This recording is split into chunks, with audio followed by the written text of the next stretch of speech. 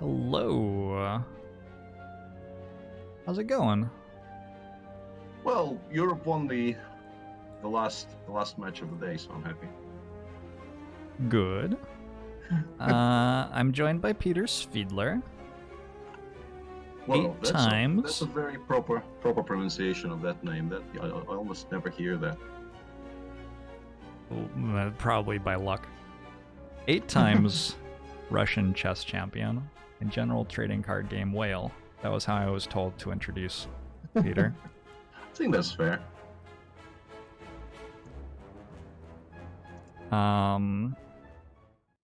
So Peter has been playing chess at the highest level for a very long time. Well, like 200 years or something? Yeah, that also sounds fair somehow. And the last time you won the Russian championship was in 2017, right? So you're still somehow... I haven't played since, which is kind of regrettable because there was the dream of going double digits, but if you don't play, you don't win. So makes sense. Does he stream? He might stream, but not this game though. I really have no idea what I'm doing in this game. You've done some Hearthstone streams, right? Yeah, I've done some Hearthstone streams, and I might stream Battlegrounds just as everybody else seems to be doing these days. We've been spamming Battlegrounds with Miro here. But you do regular chess coverage is your like online content creation. Probably, yeah, that accounts for most of it. Yeah, I streamed Legend of Runeterra for about an hour and a half a couple of weeks ago, and in preparation for that stream, I checked out my channel, and it turns out I haven't streamed in 2+ years. So not yeah, a regular streamer. I've been somewhat inactive, yeah. Okay, I have your game window captured. I don't know if your game sounds are going to come through or not. That's not something we checked before the stream at all. You have a thing anywhere that's like I think it will automatically do the game sounds actually. They'll just probably be at the wrong sound level, but whatever. It's fine. So you've played very little Slay the Spire recently, right? But recently, almost none at all. Yeah, it was actually kind of depressing because I played the game. I had some by my standards reasonable hours at it, of 3 digits hours, and I made no progress whatsoever. And then I started working not on this in general, but there was a very difficult tournament in April this year, and for the first time in ages, I decided I needed to bring a second. And I asked a young St. Petersburg player to help me, and he plays games as well. And I showed him Slay the Spire, and he in like 2 days he became way better than I was. Oof. And that kind of upset me. so I started try harding a little more, and as maybe people like, I don't have the stream open to not have bandwidth issues because this is hotel internet and you don't want to push it. I'll tell you what they say. They're all I spamming dig and forehead. I should have the chat open. You can get the chat on your phone, maybe, perhaps, possibly. I have 2 screens. I can actually I can get the chats over to the other screen, I guess. Fair enough. Hang on a second. Something weird is going on here. Are you in the like hunt for the world championship for chess? I don't really understand what goes into qualifying for candidates and everything. My involvement with the cycle will be limited to commenting on it, I guess. Okay. And also, as another example of how my career in everything has been going, this young St. Petersburg player I told you about, he has a decent chance of qualifying for the candidates. Yeah, okay. Do you consider and yourself to then be like the Sith Lord then, and he is your like yeah, subject? how do you? I used to know how to how to get the chat out, but I no longer know. I can just drag it all the way over there. I guess that will be the simplest. I mean, ever since the Twitch update, I can't figure out how to I linked it for you disengage. in the Discord call Yeah, if you want. that works. That works. Yeah, because I'm stupid. I think I need that help with chess-related everything. questions are certainly welcome. Yeah. Of course. Yeah. I'll answer them if you don't want to. Yeah, it says I don't have access to Oh, the. weird. Okay. I guess that doesn't Yeah. work then. Yeah, I'll figure it out somehow. Don't worry. I can probably just pause the stream and have the chat roll. What's your favorite variation of the Sicilian? I like the accelerated dragon, but when people started playing the Maroxi bind against me, it like broke my will to play chess anymore. That's my story for you. That's oddly specific and also very relatable because I once kind of I ended up on the black side of the Maroczy, like the classical Maroczy against the advanced dragon, sort of by mistake. It started with 1c4, and then I played something stupid against 1c4. And I did not enjoy that experience at all. I ended up not losing the game, but that was not something I kind of ever wanted to do again. Are you... When you don't have the window active, I think it just shares a black screen with me. Okay, yeah, but it's sort of set up Okay. now, so I'm Well, okay. I'm glad that that's what it was, because I was also wondering if maybe it just broke completely. But no, it's back and working. That's good. So what do you want to play? You've got Defect selected, Ascension 3. Yeah, I mean nothing.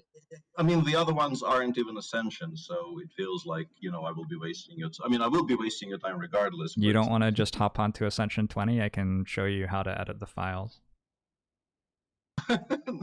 um, I actually at some point had to because at some point like I lost all of my quote unquote progress, and then I had to uh, Google how to edit those files. But no, I think Ascension 3? that's Alright, we can do that. yeah. The thing that I love about Slay the Spire is it's such an interesting thing to learn as a gamer, I think. So I will be interested to Well, talk with you about like what sorts of things you're thinking about and trying to get better at this game. okay. Yeah, I never really put any kind of proper thought into it, and it's among the games I spent significant amounts of time on. This is probably the only one I never actually read forums for. Oh, well, the Uh, forums don't know what they're talking about anyway. Don't listen to those people. Especially don't listen to Twitch chat. I'll get you on the straight and narrow. okay. And I sort of once this co-op idea became a probability, I thought I should actually start watching your videos, and then life intervened, and I never actually did. So I mean, I will eventually, but I haven't so far. Sure. Well, we can play a Defect round and then you will be one of the videos. You'll have to skip that one probably. All right. Does Carlson play Slay the Spire? No, You could he plays fantasy football these days. become the best Slay the Spire playing chess player. Easily, I think. Well, I'd have to beat Kirill, and that's not a certainty. But we'll see. Why is I it? think he's also given up. We both switched to Underlords for a while, and he became better than me at Underlords almost instantly. So I think I just generally suck at things and should just accept it. Unfortunate. So max See, HP or like already here, I'm not entirely sure what I'm supposed to do. It's kind of torn between look the at the map first. You need to get your information about the map and your information about the whale choices, because what the map does is going to change what your opinion is about your whale choices a little bit. okay. So the really important things are what is the first elite fight that you're going to look like? Like how how reasonable is it to prepare for that and take it on? And I wouldn't know the first thing about how you would assess that. So Okay. In Act 1, the first 3 hallway fights that you take are from an easier fight pool. So your first 3 hallway fights are pretty solid. They're going to give you rewards that have a bunch of like commons and a few uncommons in them for the most part, and you can use those to try to get a bit more damage into your deck, because the Act 1 elite fights all require a bunch of damage. You sort of have to nuke them real fast before they hurt you too bad, and there's no conceivable way to get to a point where your deck can like power up to last long in those fights by the time that you reach them in Act 1. So you're looking for like 3 hallway fights to get some better damage cards in your deck. And then you really don't want a 4th hallway fight, because once you get into the 4th hallway fights, they're coming from a harder pool, and those fights are like almost as hard as the elite fights, and they just don't give better rewards. So like that path on the right where you go hallway fight, question mark, hallway fight, question mark, hallway fight, campfire, elite, that's like basically exactly what I'd be looking for to prepare for an elite fight. Okay. And we don't look further than that. That's sort of enough. Oh, we definitely can look further than that. We can look at all of the information and process it all. The way that my like head algorithm works here is that I'm trying to maximize how much my deck improves without dying. And the best floor for improving is an elite. The second best is a campfire. And then like stores, question marks, and hallways are a little bit complicated. But I'm trying to fight as many elites as I can without dying pretty much. And I like sort of scan through the act and try to find the best path, keeping in mind that if I tried to fight 3 elites without a campfire to rest in between, I'd probably just die. Right. So knowing what we apparently know now, what do we do with the original choice? With the Alban counter gambit. Any advice for me? Just off the top of your head, OFC, nothing big. I have... Hold on. First is Jorbs, second for Peter. I've been asked if I am your second for upcoming chess. I have plugged chess games into an engine before, so I think I could probably do it. That's all you have to do, right? Pretty ask much, the machine. Yeah, sure. Yeah, brain is not really required these days, you know, or at least that's what people think. Second question. Yeah. Go ahead. Oh, reality. No, give the full answer. I'm interested. No, but the thing about working with the machine is that there are some very, very specific positions in which I could probably just ship you the position and tell you to look at it with a machine, and you'd spend a couple of hours and you'd ship me the results back, and they would be somewhat meaningful. But they are very, very specific. They would be like tactical positions that are so far progressed that the first line might just give you a win or a draw by force. Okay, and sure. There's no nuance. But as long as there is some nuance and the answer isn't a definitive result type answer, you do need to nudge the machine quite a bit. You still, even machines these days,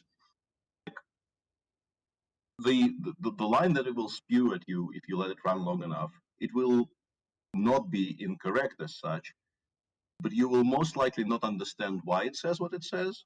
Sure. And you will not be able to navigate it if the opponent, let's say, deviates on move 3 of the line. So in order for that file to be of any use in a practical game, you actually need to they generate the first approximation of an answer, and then you go down the line they show you, and you check what happens if people decide differently. Because, machine these days, it generates this incredibly long straight line and says, I don't know, 0.25 at the end of it. And that really does not very much for you unless you take the time to figure out why things are happening that it says are happening. So in general, human interruption of the process is still extremely important. You still need to you need to know, where to stop waiting for, additional depth, how to treat the results that it shows you, and so on. So Does anybody do like statistical analysis with machines where you try to get richer data by understanding like how sharp is the position, how Peter, is stuff there like any how chess move bad that is the refers to second digging or best shovels in move? any I think way? is really If not, can interesting. you say dig? Thanks. Because the machine line will never tell you anything about the second best move, right? Unless you no, ask it to. no, these days, like I don't think anybody keeps it at only one line. So your output is But the you can line basically itself doesn't have the second best move in it, does it? Like for move it number does. 3, the second best move No, isn't in the yeah, line?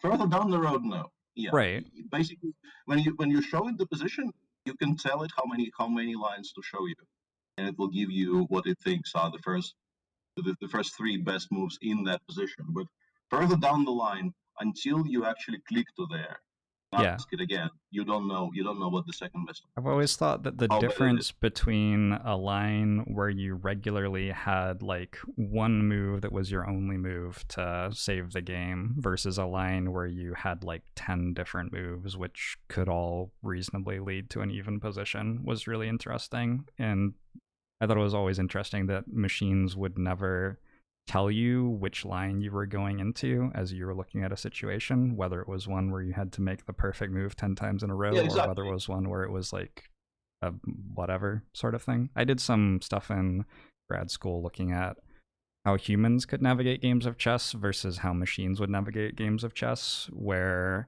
we were able to work out that humans could regularly make mistakes according to the machine, but actually have better results because they were like understanding which positions they were going to make mistakes and lose in and avoiding them. That was a fun paper to write. Upgrade a card, and let's kill an elite. Let's play some Spire too. Yeah, I was about to say that. Why is this? Interesting. You don't have any art. This is That gonna make is- it so much harder to play. What the? Last time I played the game, this is not how the cards look. Trust me. You're This is really on bizarre. the 11.12 beta. Try clicking on Zap and see if it like upgrades and fixes itself. Has anybody in chat ever seen this bug before? You've had this problem before when screen sharing with Discord. It's a Discord thing? Closed and restarted the game and it was fine. Try a close and restart on the game. Yeah. Yeah. So we Twitch just chat thinks that will save it. save and quit. Yeah. Yep. Hopefully you still get your whale bonus. Hey, did you upgrade Zap without me saying to? Yeah. Oh, well done. 100% okay. accuracy so far. Hang on. But yeah, that's kind of alarming. I'm sure it's fine. There are so many fail points in trying to make 2 computers at the same time do the right thing on the internet with like audio and video and manual input. I did say to upgrade Zap. Well, I mean, you know. That was a mistake, was it? No. Upgrading Zap was correct for sure. Okay, let's see if this gets any better. Because it will make it somewhat unplayable, yeah, if we actually have to read everything. So we go the furthest right, yeah, the right. Yes, I think you have to share your game again through Discord. I'm guessing that's why it's not showing up for me right now.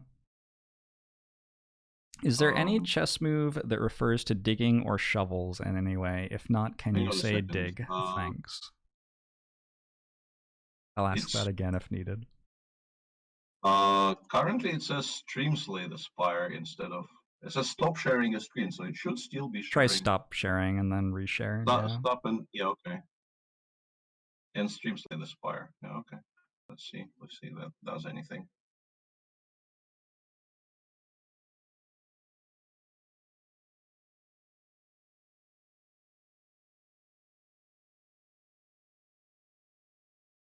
You have the game open? Like with focus on the window? No. Because I was trying to... there it goes. It's here. Yep. We are fighting a bird. Awesome. We're playing the game. Did it. Yay! And the cards actually have art on them. Yeah, it looks great. I want to see you play this fight. I bet you can play this fight. This fight's actually pretty hard. Is it? Yeah, it is. Although it's Ascension 3, right? I think it's easier on Ascension 3. I mean, hard to like play the right turns on. Alright. But this is correct so far. Ooh, Smurf, thanks for 30-month subbed. The longest sub I've ever had. I've been an official Twitch partner for 2.5 years as of today. Look at that. Cool. I didn't know that.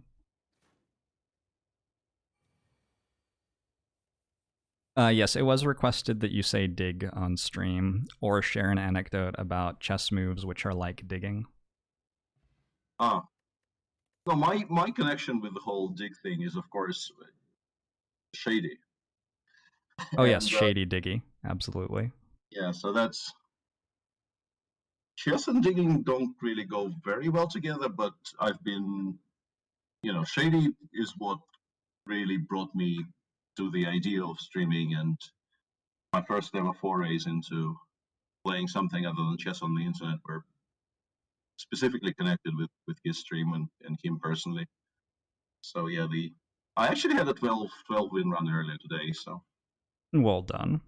We'll get Yes. 12 wins this run as well. 12 hallway fight wins, and then we'll die to like the Act 2 boss. Don't worry about it. Your options here are recursion. Recursion is and compile driver. So recursion's worse than skipping. Skipping is also an option, and skipping is like the option that correct play takes 60 to 70% of the time, I think, in Slay the Spire or something like that. So it's a very common option. Okay. Something to like... Actually, with these choices, I would very seriously consider skipping. I don't know if it's correct or not, but... We take compile driver here. Equilibrium is slightly better than skipping too.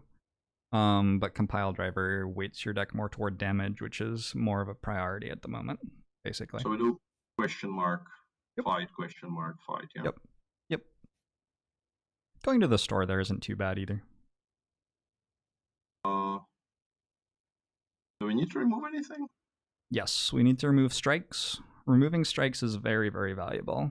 If I was going to give you a value metric for this game, maybe the best one I could give you for a floor like that is how much gold it's worth, and I'd say removing a strike there is worth like 140 gold or something on that floor.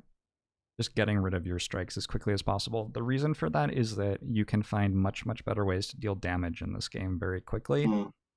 Something like a Dark Orb or an Electrodynamics is much better at dealing damage than strike is. Are we still okay with me making horrible mistakes and you not telling me what to do, or do we... We're fine. I'll tell you that it was horrible after you do it, but so far you haven't made a mistake, so... Alright.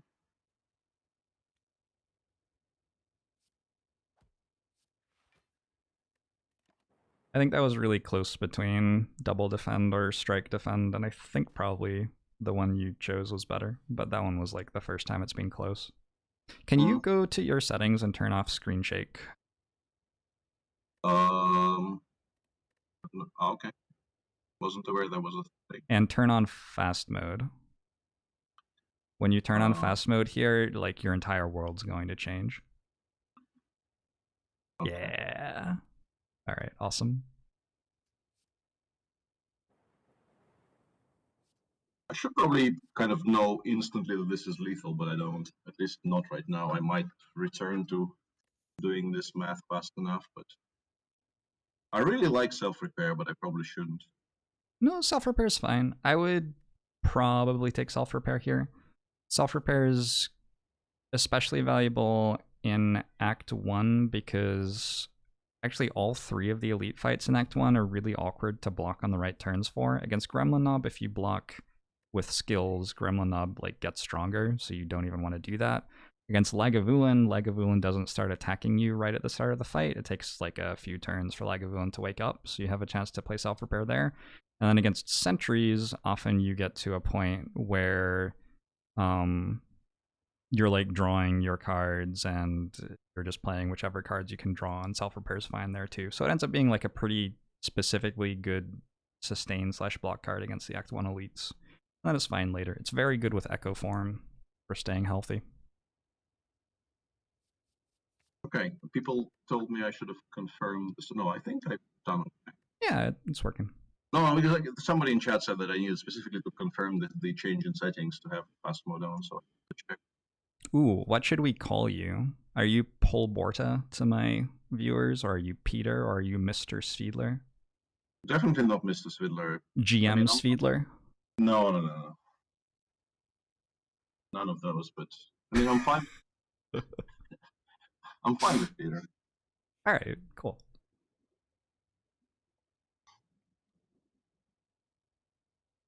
We don't give those anything, right? We give away a strike again. It's so easy to find a better damage source than No, strike. but what I mean is, like, We don't nothing give them an valuable. uncommon, no. Yeah. Uncommon gives us a full heal, which is just, we only get 8 health out of that. It's not a big deal. Okay, so we always place that. It's just I don't know what the triple. answer to this turn is, for what it's worth. 4,000 hours into the game. Couldn't tell you whether you're meant to play self-repair or not on this turn. Svidler is in the chess god, yes. Oh, yeah.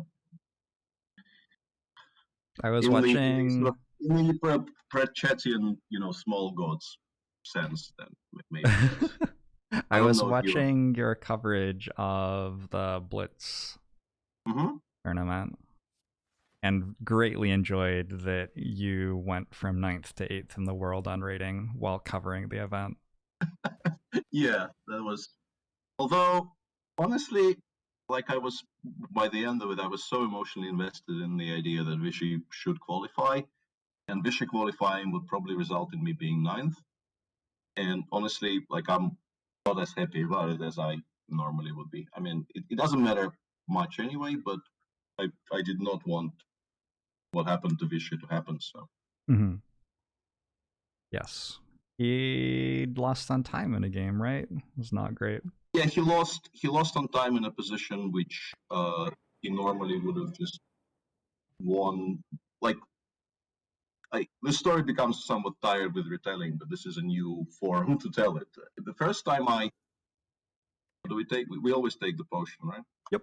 There's no downside to taking the potion.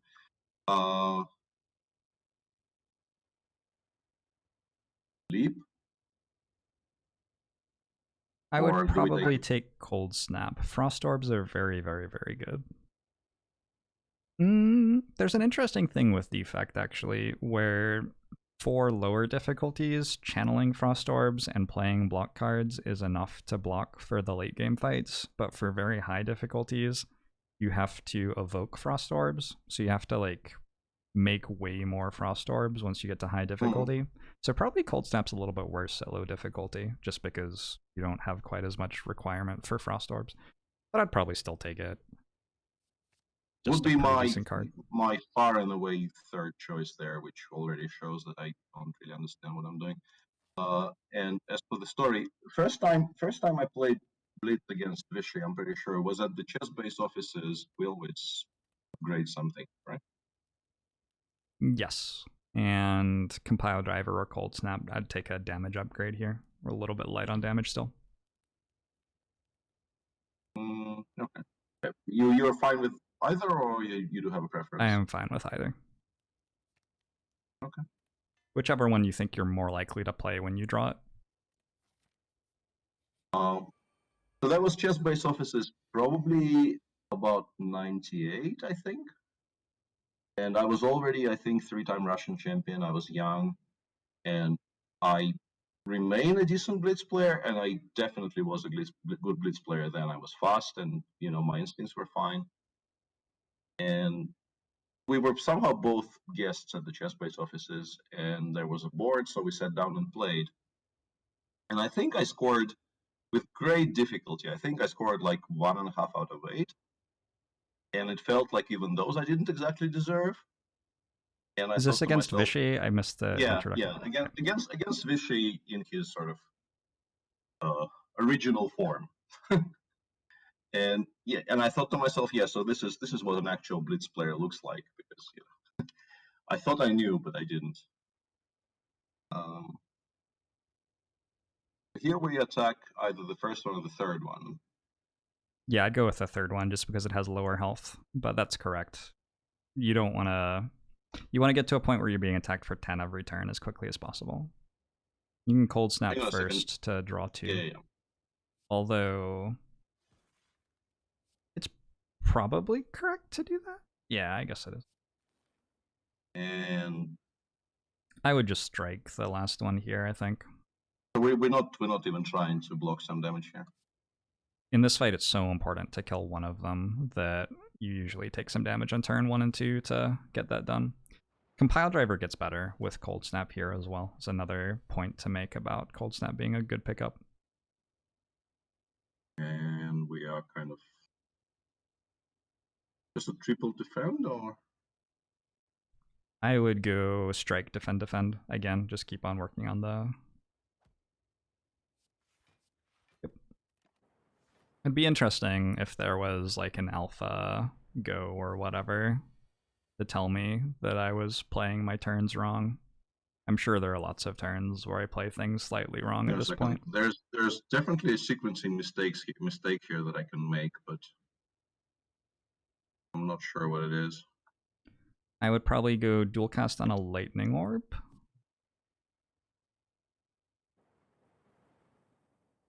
And now everything's pretty easy, I think. That was probably a mistake again, right? Hang on a second. Do we never take the chance of killing it with the end of turn effects, right? No, I wouldn't say that it is worth it.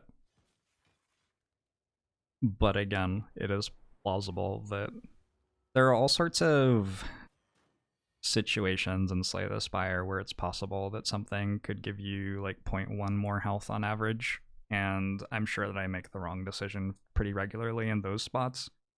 The thing that's really important for winning consistently is not making mistakes where you lose 2 health on average for making this mistake, because that's a pretty big deal. Chat mana.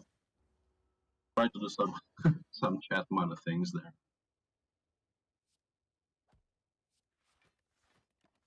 I mentioned the first 3 fights of the first floor being easier. Is there something similar for floor 2 and 3? On Act 2 and Act 3, the first 2 fights that you take are easier fights. What's your opinion about PogChamp versus PogChamp? Have you seen PogChamp? Isn't it cursed? Terrifying. I can't actually, when I'm in this window, I can't actually get the cursor over to the window where the chat is going on. All right, you have to. I've never seen this before, but hang on a second. Make sure that you self-repair. As long as you self-repair, everything you do here is fine. I imagine that there's similar stuff in chess where you have situations where it's clear that there are 2 moves which are sort of similar in value, and you just have to decide to make one of them and not spend all of your time working out which one's slightly better. This is where, and on the topic, I really love Melter, but I'm not sure if that's correct or not.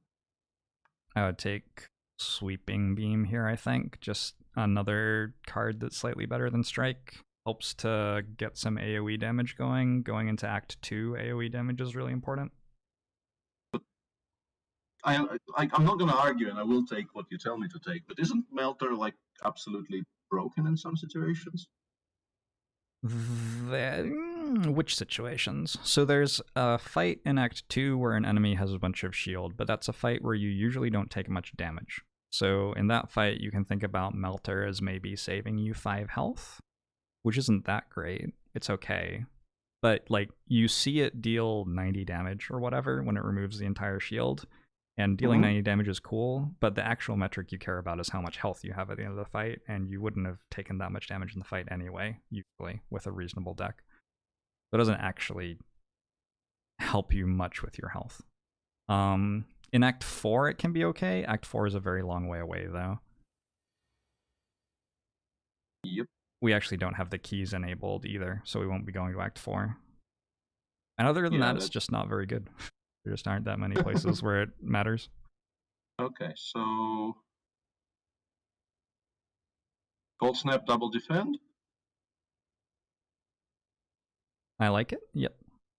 I look at my draw pile a lot to work out which cards are coming.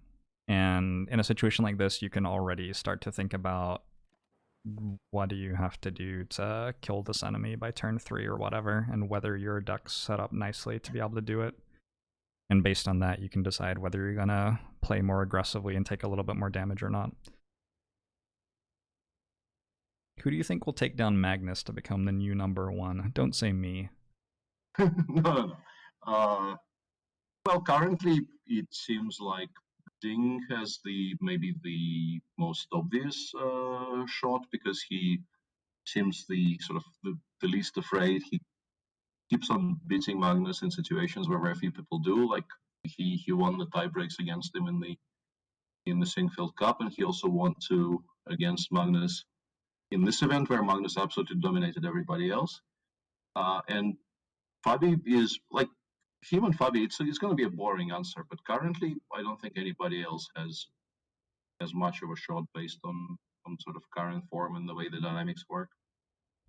What's the Magnus is like when Magnus is 100 elo rating above somebody else, what does that actually mean in terms of what percentage of the time he wins? Like how many points out of 1 he makes per match against that person? If you're 100 points above, your expected result in a game is 0.65 ish. Okay. That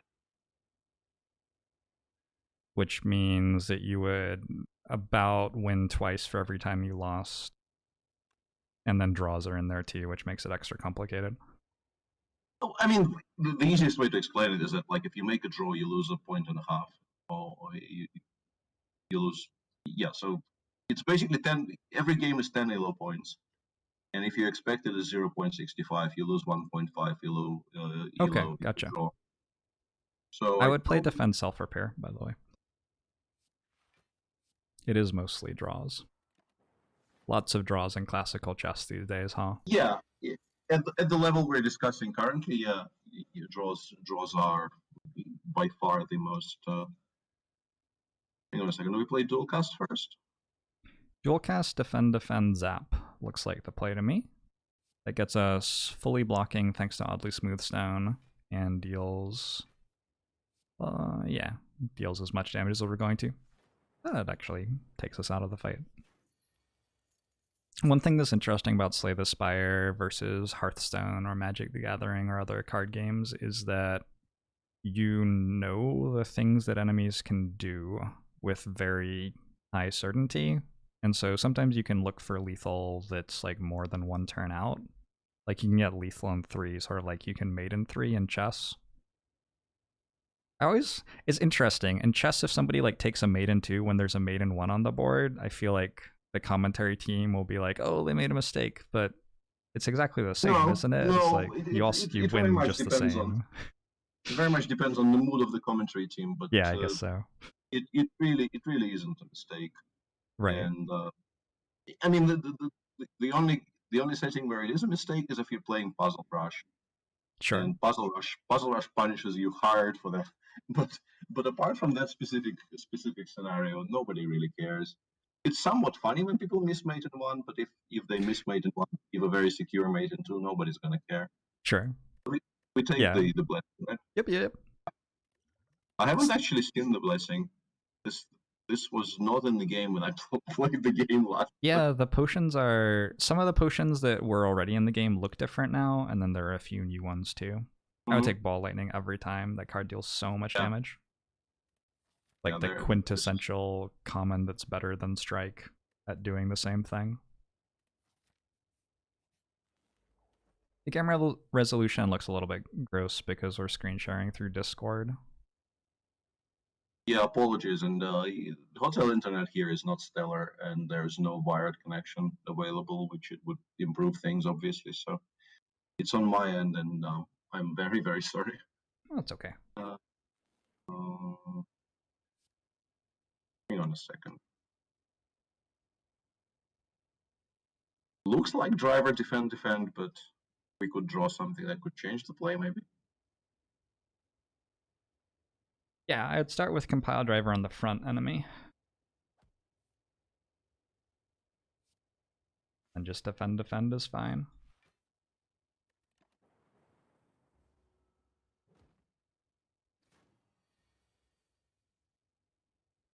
Yeah, standard chess programs, we've stopped playing against computers some time ago because it's just too depressing for words. Like I remember I needed to do some bureaucratic things in St. Petersburg once, and that was ages ago. That was like 3 phones ago. And that was like a Sony Xperia, early Sony Xperia, really stupid phone by today's standards. And I knew I would be standing in line for it. So let's play something. We still concentrated mainly on the front enemy, right? Yeah, So I we think play you one. have to play dual cast though. Because ball lightning strike doesn't kill it. Nice. That simplifies everything nicely. So strike defend.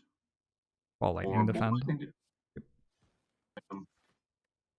So I brought a book because I knew like it's actually become a lot better recently, but in those days,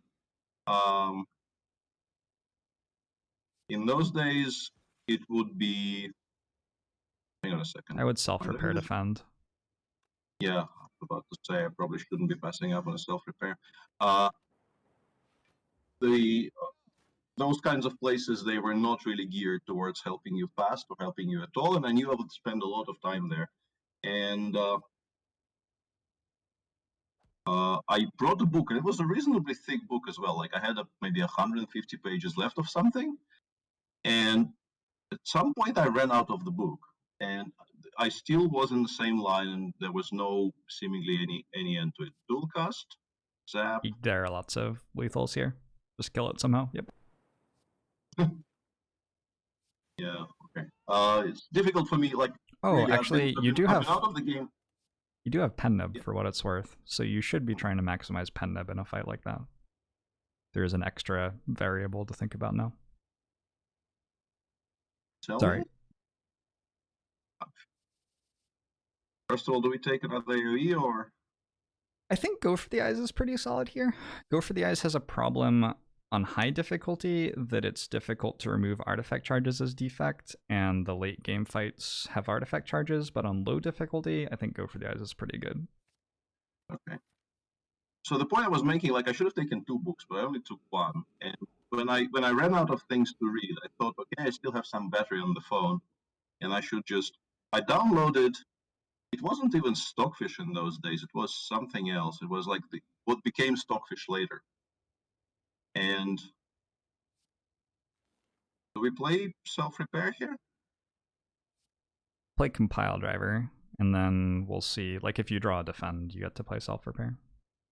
I think you almost certainly just play the damage cards here. And no self-repair. Yeah, so I downloaded some version of what later became Stockfish, and I decided to play a couple of games against it. And I scored a draw in 2 games with some luck, and I became so depressed that I kind of vowed never to do that ever again. And that was, as I mentioned, that was a really stupid phone, and the engines became better since as well. So. The engines are... Is the rating of the engines... They're usually rated like 30... Oh, don't do that. Pen nib. What? Pen nib. So make sure that you're getting double damage out of your ball lightning this turn, because your pen nib is going to go off on the second attack that you play. So we do what? Strike? No. What's the turn? I'm becoming Strike, stupid. ball lightning, sweeping beam, or sweeping beam, ball lightning, strike, it doesn't matter. The engines, like, when I look them up, it says that they're rated 3200 or 3300 or something. Does that mean I think it's anything? even above that by this point. Does that actually, like, mean anything, though, compared to human players? Is there enough, Why is it yellow, though? Oh, it's yellow because it's telling you that the optional thing will proc, like, meant to help you out. Is So there a potion to use here, maybe? No, we're fine. Never mind. Never mind. You have lethal. Yeah, I was just slightly confused by the yellow, but yeah. Elo rating systems have problems when a population of players play against each other a ton and don't play outside that population very much, right? So that's my confusion that's with definitely true. the engines. That's definitely true. But those ratings still, I think, convey the proper picture of what will happen to us if we tried playing them. You'd lose a lot. Yeah. Like you don't make very many draws. You just kind of lose incessantly. I like ramp, but you will now tell me ramp is not good. Glacier is like the best card in the game, just about. It's very, very, very good. Like I would take charge battery without pausing, but ramp is very Hearthstone. Yeah. Let's see. A big difference between Slay the Spire and Hearthstone is that you draw 5 cards every turn and don't keep the cards that you had in hand. And so the way that you ramp in this game is like with Defrag, which we're about to buy in this store, I think. Well, this is actually close between Defrag and Bag of Preparation are the two big good options. The way that you think about how you're spending your stuff every turn is you mostly spend things on defending this turn, dealing damage this turn, or on being stronger on later turns. Because in Hearthstone or something, you get stronger on later turns because the game just gives you an extra mana every turn. So by the time you get to turn 10, you have 10 mana, and so you're stronger. In this game, you get the same amount of energy every single turn, so you have to actually be spending resources to get stronger for later turns. And a card like Defrag does that, and it's a very, very good card. The only thing is that card draw is very good, and turn 1 happens every single time, so Bag of Preparation is also very good. I'm not sure what I would do here. We're 2 gold off, right? Yeah. I think I would take Defrag since we're on lower difficulty. I think that probably it's fine. We can be a little bit slower. Do we pay 75 and remove a strike, or? Yes. Keep doing that for sure. Are we done here, right? I'm out of here. I don't see anything else. You could maybe trade a potion for a better potion, but it doesn't seem worth the gold to me. I'd take like 2 more upgrades and then go kill Guardian. We're on 30 health. Maybe I'd take an upgrade and a rest and then go kill Guardian.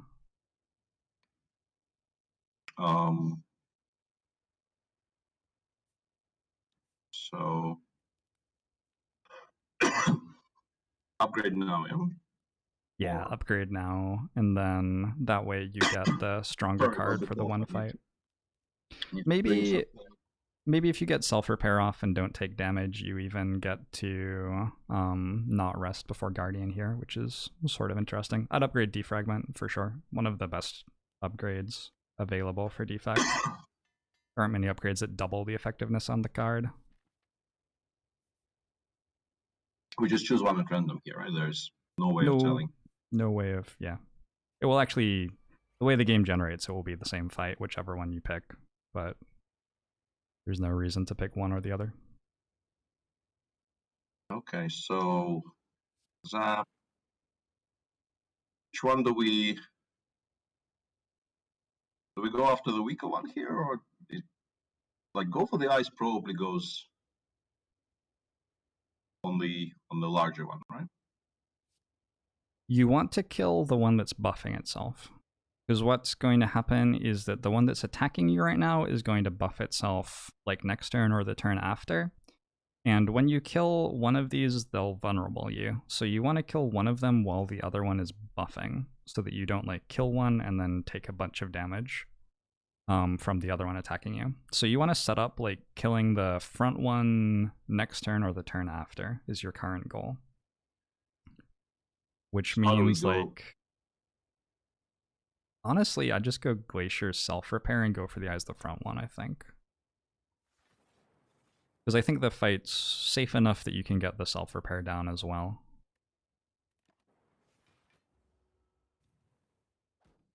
You play poker as well. I play some poker, yeah. Trying to think. When I'm thinking about the lines going on here, I feel like it's very similar to thinking about chess with some noise on every node. Like you're not sure exactly which direction the game is going to go. The rules keep changing a little bit as you go through your like chess tree. I imagine that when you calculate lines in chess, you like very, very quickly see like 10 turns down the board or whatever.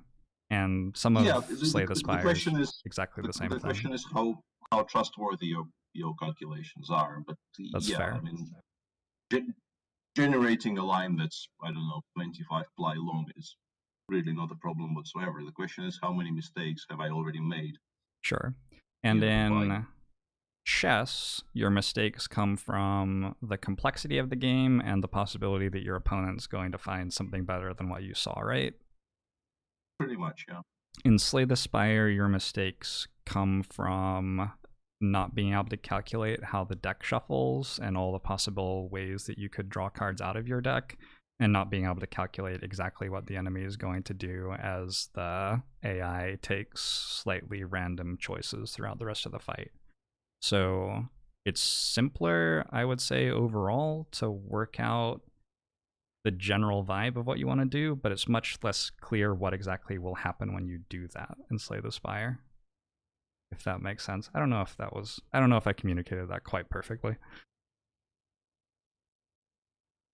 I think it makes sense. Fair enough. If you say so, if you're satisfied, I'm satisfied.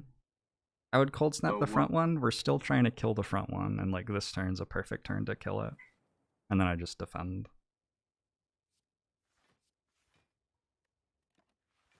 Will this go on YouTube? Yes. I'm gonna put it on YouTube and I'm gonna monetize it like nothing.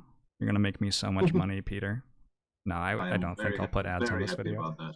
So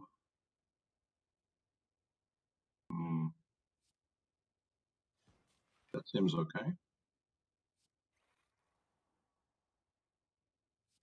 That was probably misordered, but it looks like we're fine. Like at some point, as long as you're not taking damage anymore, the thing that you care about is actually getting your pen nib to a number close to 9 rather than anything else. That's the thing that starts mattering more so than any other order of your cards. Okay, so this potion decision, I have no idea what I'm supposed to do, but Liquid Bronze is very good against Book of Stabbing in Act 2, so I would definitely prioritize Liquid Bronze. I think that probably the upgrade potion that you have on the right is probably the weakest of the potions. I need to separate my cats. Just a second. sure.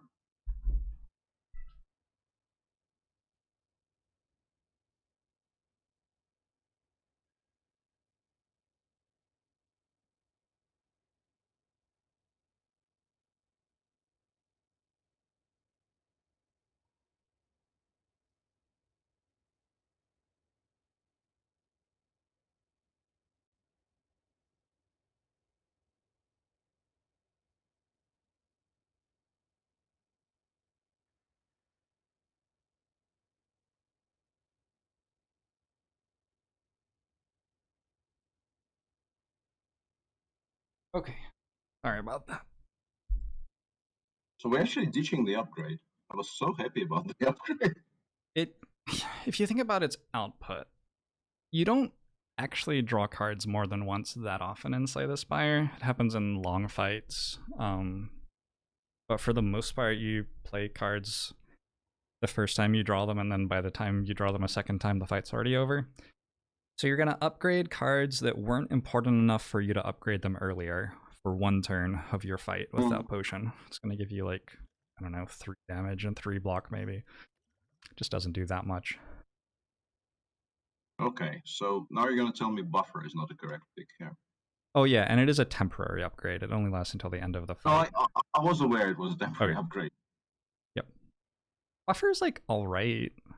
It's not very good against Act 2 elites, and Act 2 elites shape a lot of the value of cards while you're in Act 1, because Act 2 elites are what is likely to kill you pretty soon. It's actually very good against Guardian, and it's very good against Act 2 hallway fights, so probably it ends up being worth picking here, but it's not that great just because like Book of Stabbing is going to attack you 7 times in a turn, so how great is preventing one of those instances of damage? It's not really that great, especially for 2 energy. I'd still take it, but yeah.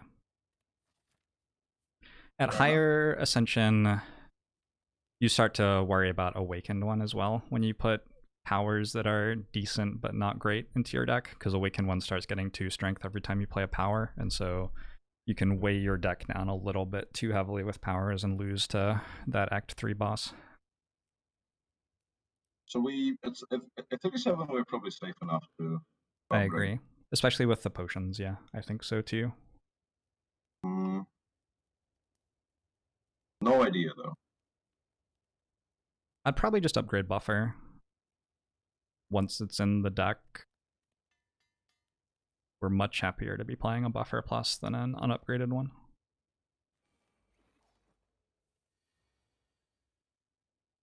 Are you interested at all in doing a heart run after this one?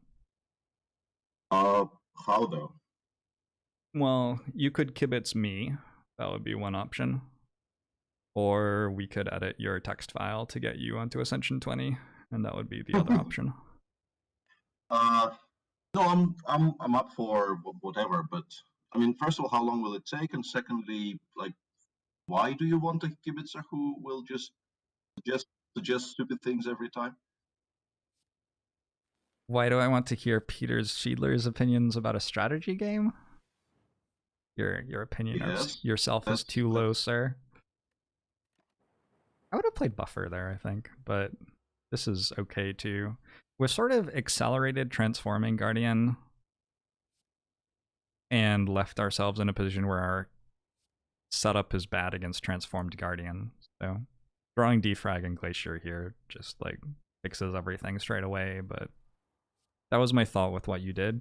You have 2 turns before that Guardian at the start of the fight actually hits you, so often you want to use as much of that time as possible to leave yourself set up as well as possible for the transformed Guardian. I feel like from what I still vaguely remember about the game, I just don't respect this boss particularly. Oh, that's fair. Yeah, this boss is very bad, so that's completely reasonable. Okay, so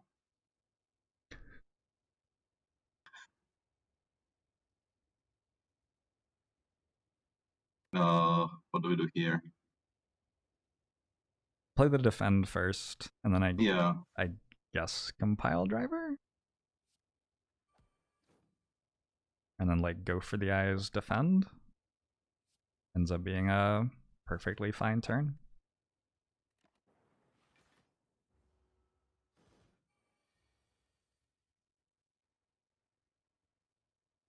Okay.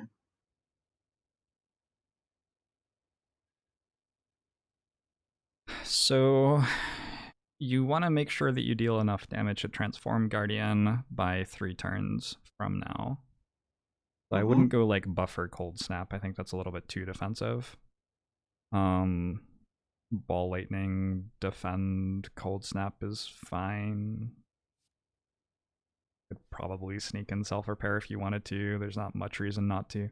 At this point, we're almost always, I mean, I think we're always, unless our brain falls out of our head, I think we're always winning the fight, and we're going to full heal at the end of it. So yeah, that's what I was wondering. Why are we playing self-repair there? Yeah, the thing that, well, if we play self-repair, we don't draw it anymore. That's why we care about playing it.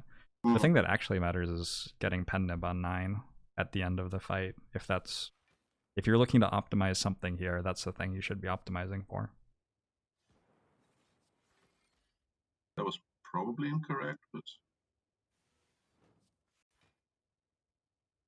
that time you definitely should have played self-repair, not defend. Yeah. I keep on forgetting this draws cards. This is I need to continue reminding myself about things. We play buffer. No, that feels wrong. Literally anything.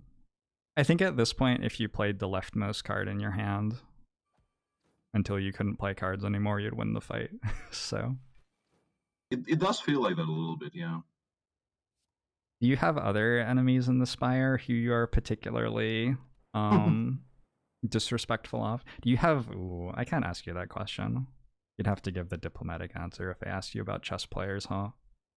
Yeah, I wouldn't ask you that. I won't put you on the spot.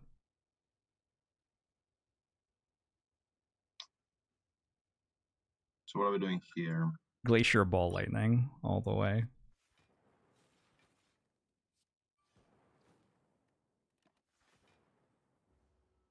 But yeah, this one does appear to be somewhat over. Do you think there are... Or maybe it's not even a think thing, maybe it's just true. Is it like the case that some chess players are like you beat somebody who beats somebody else, but they always beat you? Like just because of how your those skills dynamics line up?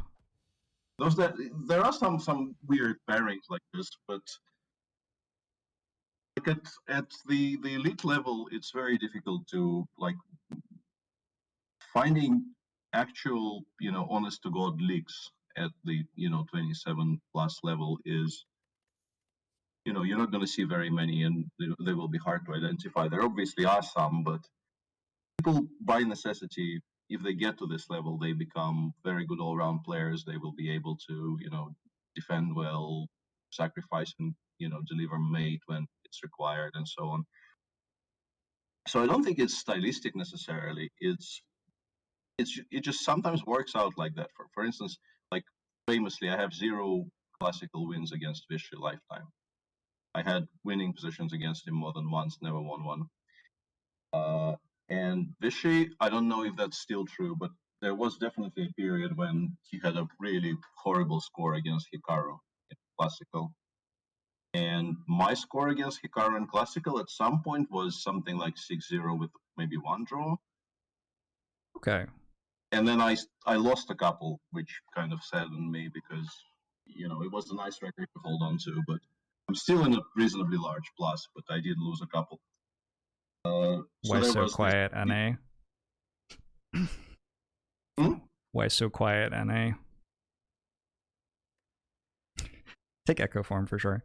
So, do you think that's like psychological, or do you think it's like how the openings you're most familiar with line up against each other, or?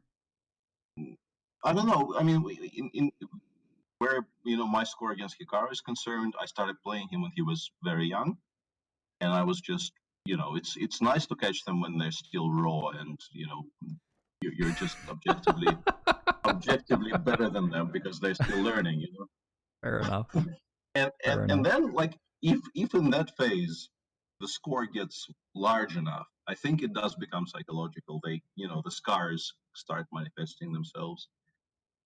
Because I continued beating Hikaru when there was really no sort of skill-wise, there was no reason for that to continue happening like almost every single time.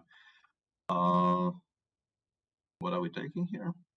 You can get away with Coffee Dripper or Philosopher's Stone. Your Coffee Dripper becomes a much more reasonable pick because of the self-repair that you have, which is one nice thing about self-repair, is that you can take Coffee Dripper. You have an Echo Form now too, so you can like go Echo Form, then play self-repair twice.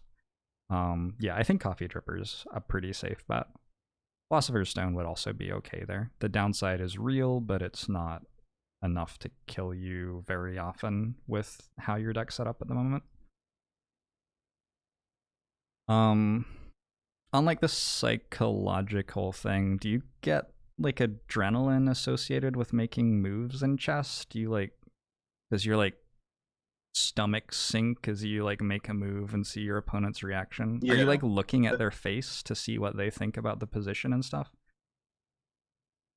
With some people it makes more sense with them than with others, but I mean spells are a thing, but with a game with perfect information, they're less of a thing. As for, I think it's like the connection you mentioned first, like you make a poor move and you instantly spot why it's bad, and you do spot it almost instantly. Like that's the thing. You make a move, you release your hand, you push the clock, and that is the moment you realize why that is a blunder. This happens so often. Yeah.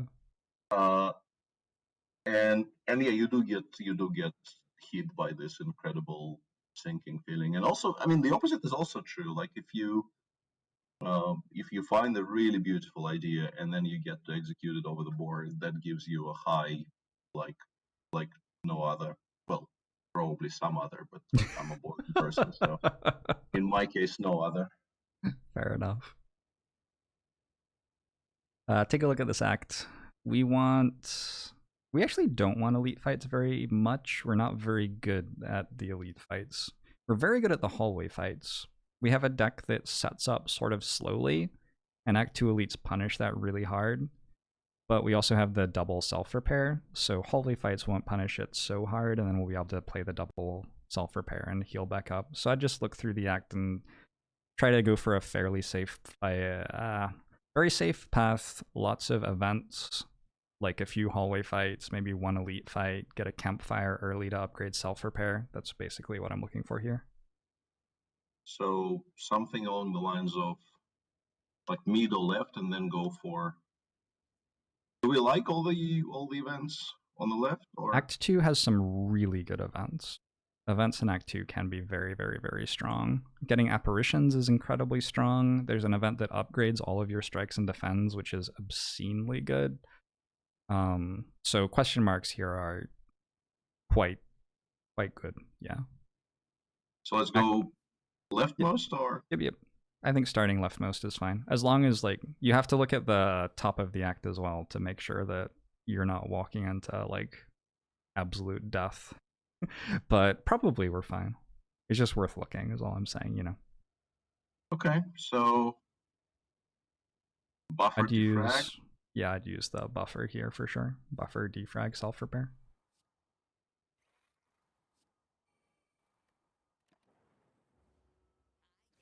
You watched my channel last time I did a charity stream, right? And said hi? Yeah, I think that was the first time I noticed you in chat. Eventually, yeah. I think Shady at some point mentioned to me that you knew who I was, and then nothing came of it for like a couple of years. I think that's kind of been more than 1 year. Probably like 1 year. I've only known Shady for 1 year, so. Okay. Things kind of. Yes, I've been watching chess commentary to fall asleep at night for something like. I think I started when I was a poker player, and Greg Shahadi. Is it Shahadi or Shahad? Whose sister you were just doing coverage with. I watched like tons and tons of his videos. He was a poker player who did chess as well, and he actually started doing chess videos for a poker site. Poker sites would pay people to make videos for them, and he was like, hey, I played chess and could do this sort of analysis for chess. Do you think people would be interested? And they tried it out, and it was actually pretty popular. And so I've watched so many of his videos. I'm sad that he doesn't put out videos regularly anymore, but he's busy with his own stuff. And then I started watching your videos sometime after that. I don't know. You can do anything here. I think you're fine. I want to greed here, but I don't know if I can. Ooh. What's your greeting play? I think just compile driver the back one and then cold snap. Like try to kill it as well. I would have cold snapped the back one too. Because it's going to shield and run away, and then the front one's going to shield next turn. The front one makes a smaller shield than the back one, so it's harder to kill the back one than the front one, although the difference isn't as pronounced on this difficulty. 50-50? No luck. So we're not going to be able to kill it next time? Probably not. Hang on. Oh, that is fortunate. Make sure you play both attacks for pen nib too. Yeah.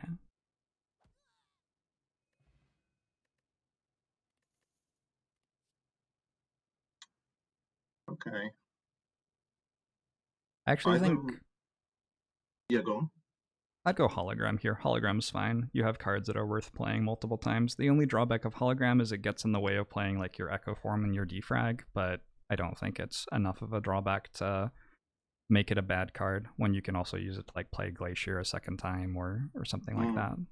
And Rebound is just trash or just worse? Rebound's like a hologram, which is harder to make work.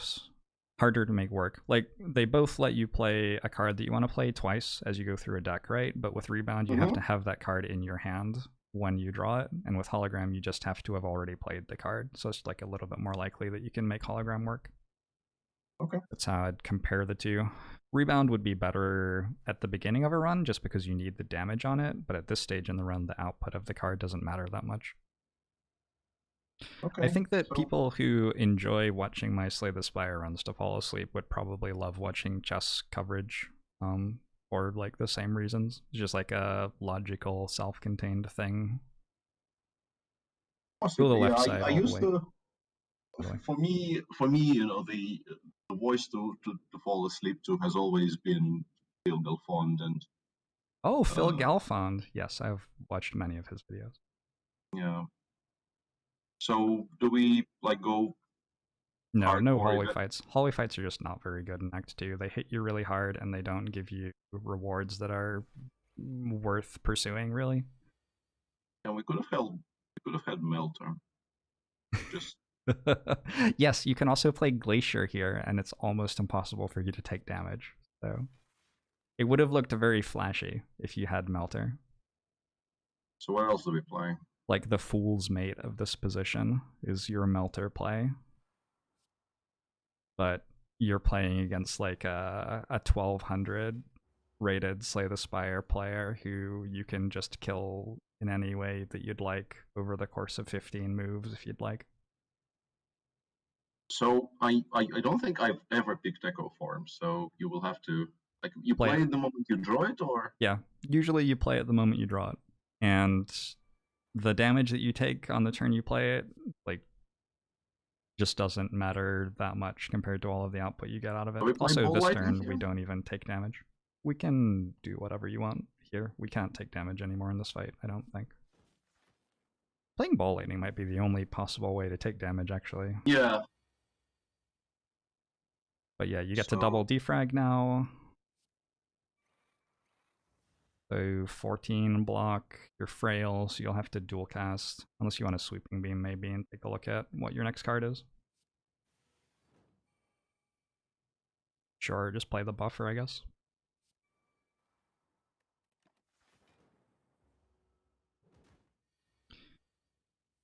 Phil Galfond is a poker player, or was a poker player. I guess he still plays poker, but he's working on a poker site at this point. He doesn't consider himself like up with the game so much anymore. I think he plays poker significantly more than me. He just plays live, and live he plays very, very high end. Oh, does he? Definitely isn't efficient in those games. Oh, I didn't realize that. Well, I think when Phil Galfond says that he's not up with the game might be similar to like if you said you weren't up with chess, because like I think he has a very high expectation of of what it means to be up with poker compared to what other reasonable people think being up with poker means. Johan, thanks for the 13 months. Show to you too. More compile drivers or Equilibrium's actually surprisingly good. Grab an Equilibrium. You can have some fun with it. It's good with Echo Form too. You can play it twice and retain your hand for 2 turns and start to put some combos together. I think you can take this or leave it. I don't know. At the difficulty I play at, it's 100% to become cursed, and so I usually would leave it. But when it's only 50%, I don't know. I don't make this decision at all, so I don't really know what to think about it.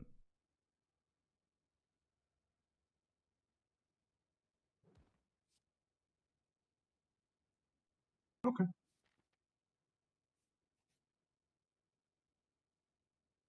Yeah, and you can just immediately remove the curse at this floor, which is cozy. I'd remove a card and upgrade a random card. I think that upgrading a random card is certainly worth 30 gold. And removing the Writhe is very important. I think Writhe might be the worst curse. Usually people talk about like normality and pain when they're starting the game and see the effects that those have and think that they're really bad, but having a curse in your starting hand is actually hugely important. So we go Echo Form and what? So I wouldn't play Compile Driver here because you don't want to draw like your defrag or your buffer. You want to be able to Echo Form them. So I would just play Go for the Eyes Strike.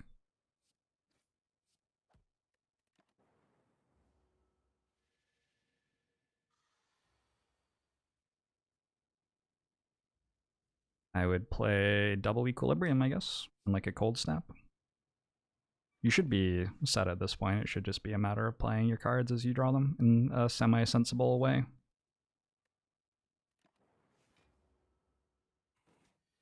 Did you enjoy the cricket championship this year? Oh, you know I'm from New Zealand. You're an England cricket supporter, aren't you? I was not aware of that. New Zealand is and always has been my second favorite team. So yeah, the thing is, I like it's weird because I enjoyed England winning, but all the brouhaha associated with the I don't know how much you are up to date with what happened in that game. I watched it and everything. I love cricket. Like It's the like whole, Ascension 20 baseball. Five runs and 6 runs discussion and like yep. all of that. It slightly takes away from the enjoyment of the win, even though I know it shouldn't. Honestly, like it's no cheating is involved, and yes, England got very lucky, but that's how sometimes things go. So what do we like? This is too large. I just double buffer, and then you can never ever take damage, and then you can do whatever whatever you'd like from here. Okay. Yeah, like a zap, and next turn you'll draw a defrag probably, and go from there. Ogrog, thanks for the 7 months. Agbomo show to you too. Double up the defrag. So this is pretty normal defect scaling. Defect scales multiplicatively with all the different orb synergies. So if you get an echo form and then you like play 2 loops and 2 capacitors and 2 defrags, all of a sudden your orbs are sorry about that. Uh-oh. All of a sudden your orbs are outputting enough that you win the game. Wait, some of the cards lost their art, but not the other ones? Yeah, that's yeah, I don't know. Ever since Windows somewhat updated, there's been some weird things going on. Okay. Yeah. Have you seen the Japanese horror movie The Ring, where like the girl comes out of the TV? I'm aware of it, but I haven't actually seen it. All right, just be careful. Because I think your computer's haunted. Yeah, and that was probably a mistake, right? We should not have killed it with an Ebon 9. Yeah, you wanted to keep that for next fight for sure. I think that Power Potion's better than Strength Potion here. Oh my god, that's so weird. Why did half of the art go away? Yeah, that's tremendously weird, yeah. I'd take the plus 2 max HP. Power Potion is better than Strength Potion, yeah. You just don't deal that much damage with your attacks anymore compared to your orbs, I would say. So time maybe to save. Time to save and restart again? Yeah, go for it. For sure. What are we upgrading though? We want to get that done. I would upgrade. I think I'd upgrade Sweeping Beam just because it gives you some AoE damage, which I think might be the thing our deck is worst at. Okay, so I'm from Auckland, New Zealand. I grew up in New Zealand. I moved to Seattle in the States when I was 12 or something like that. We did, oh my gosh, did you see the T20 5-game series that ended in a super over? Timing, like time zone, didn't really work for me. I followed them, but I didn't actually watch them. No. That also ended in a super over, which is Yeah, it was absolutely insane. I was very glad that I got to watch that. I watched it all live. It was a little bit disappointing that we lost again. Blazar thanks for the 30 months. No Way Super Kamiguru thanks for the 22 months. Agbo Mosho to you both. Appreciate it all. so it didn't actually upgrade. And then we won the test, of course. I've been enjoying cricket quite a lot lately.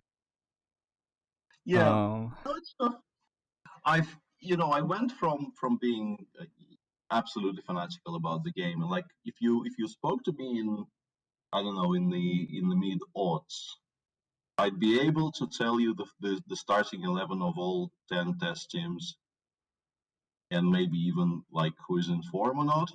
mm-hmm. And these days, it's very definitively not the case. Did you like Definitely. go to university in England or something like that? Is that where No, you? no. So How did Nigel you introduced end me. up supporting the English team?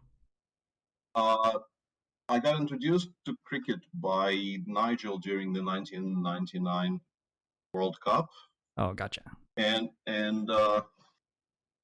but even without Nigel, like I generally, I'm a sort of a self, avowed Anglophile, and I think I was always going to support England regardless.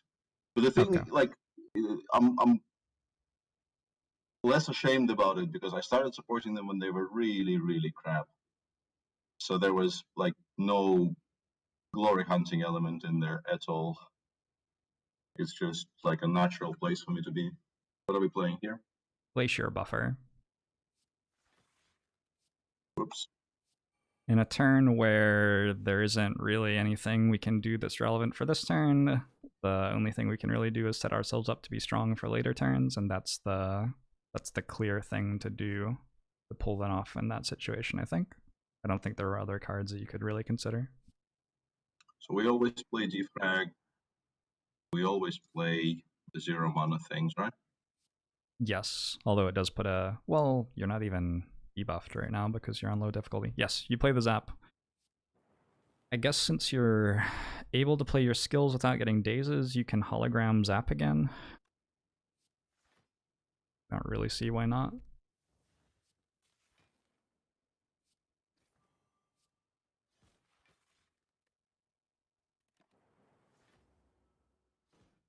Somebody asked if you had a favorite game of chess that you had played. Well, naming one is very difficult. When we were talking about, the adrenaline rush of doing something beautiful or interesting at the board, I remember and that game somewhat it was a really funny interaction because it also tells you something about how FIDE is run, or at least some parts of FIDE. That game was recently put on a postcard, and it's very flattering. I was very happy about it, and they also managed to get the year wrong, and that that really should not happen because in order for them to put a diagram from that game on a postcard, they must have looked at it in a database. Which And would in have the the year on database, it. there will Yeah. be a header, and the header will not be incorrect. So it really requires some very creative editing to get those things wrong on a postcard. And the game I'm talking about is the second game from my match against Kamsky in the World Cup I won in 2011. You say 2011? Yeah. Okay. So what are we are Could playing? you reproduce that game, like, just from memory with no trouble at all? Actually, somewhat sadly, from a certain point on, definitely, but I would probably make some mistakes with the move orders in the opening. I remember That's I interesting. remember the yeah, my memory's gone to shit, and that's very, very saddening. Well, Uh, also, to some extent, openings only serve to get you to a position that has been reached a bunch of times and has a bunch of theory to it, right? So, like, you'd remember the position that you reached that was important, but maybe you wouldn't remember which moves were made to get there because there were lots of different ways to get there. no, in that opening, that's not entirely true, but I Oh, not in that one. Okay. No, I mean there are some transpositions, but I that just play the probably self was. repair here. Are we expecting to Unfortunately, take damage in this fight? That's why I was. no, but it like gets it out of your deck, and in case you do take damage, it like makes you a little bit stronger in terms of it gives you one more buff in play that does something, and there wasn't really anything else you could do that achieved that. That's my heuristical reason for it, which may not hold up against engine analysis, I guess I would say. It's like the thing that centralizes your pieces, but it might be the case that centralizing your pieces doesn't matter in this scenario anyway, because you could win a bunch of other ways. Do we need the fire potion? I think I like it more than a weak potion right now. Can I capitalize Peter's name in the title? I don't use capital letters, but yes, I can. Don't make exceptions for me. Do we need any of this? I'd say that the 2 max HP is pretty valuable. Once you're getting 2 max HP for skipping, it becomes pretty easy to skip a lot. Camp or event? Yeah, I'd go double campfire for sure, get some upgrades. I'm always like scrolling all the way up to look at the entire path for the acts.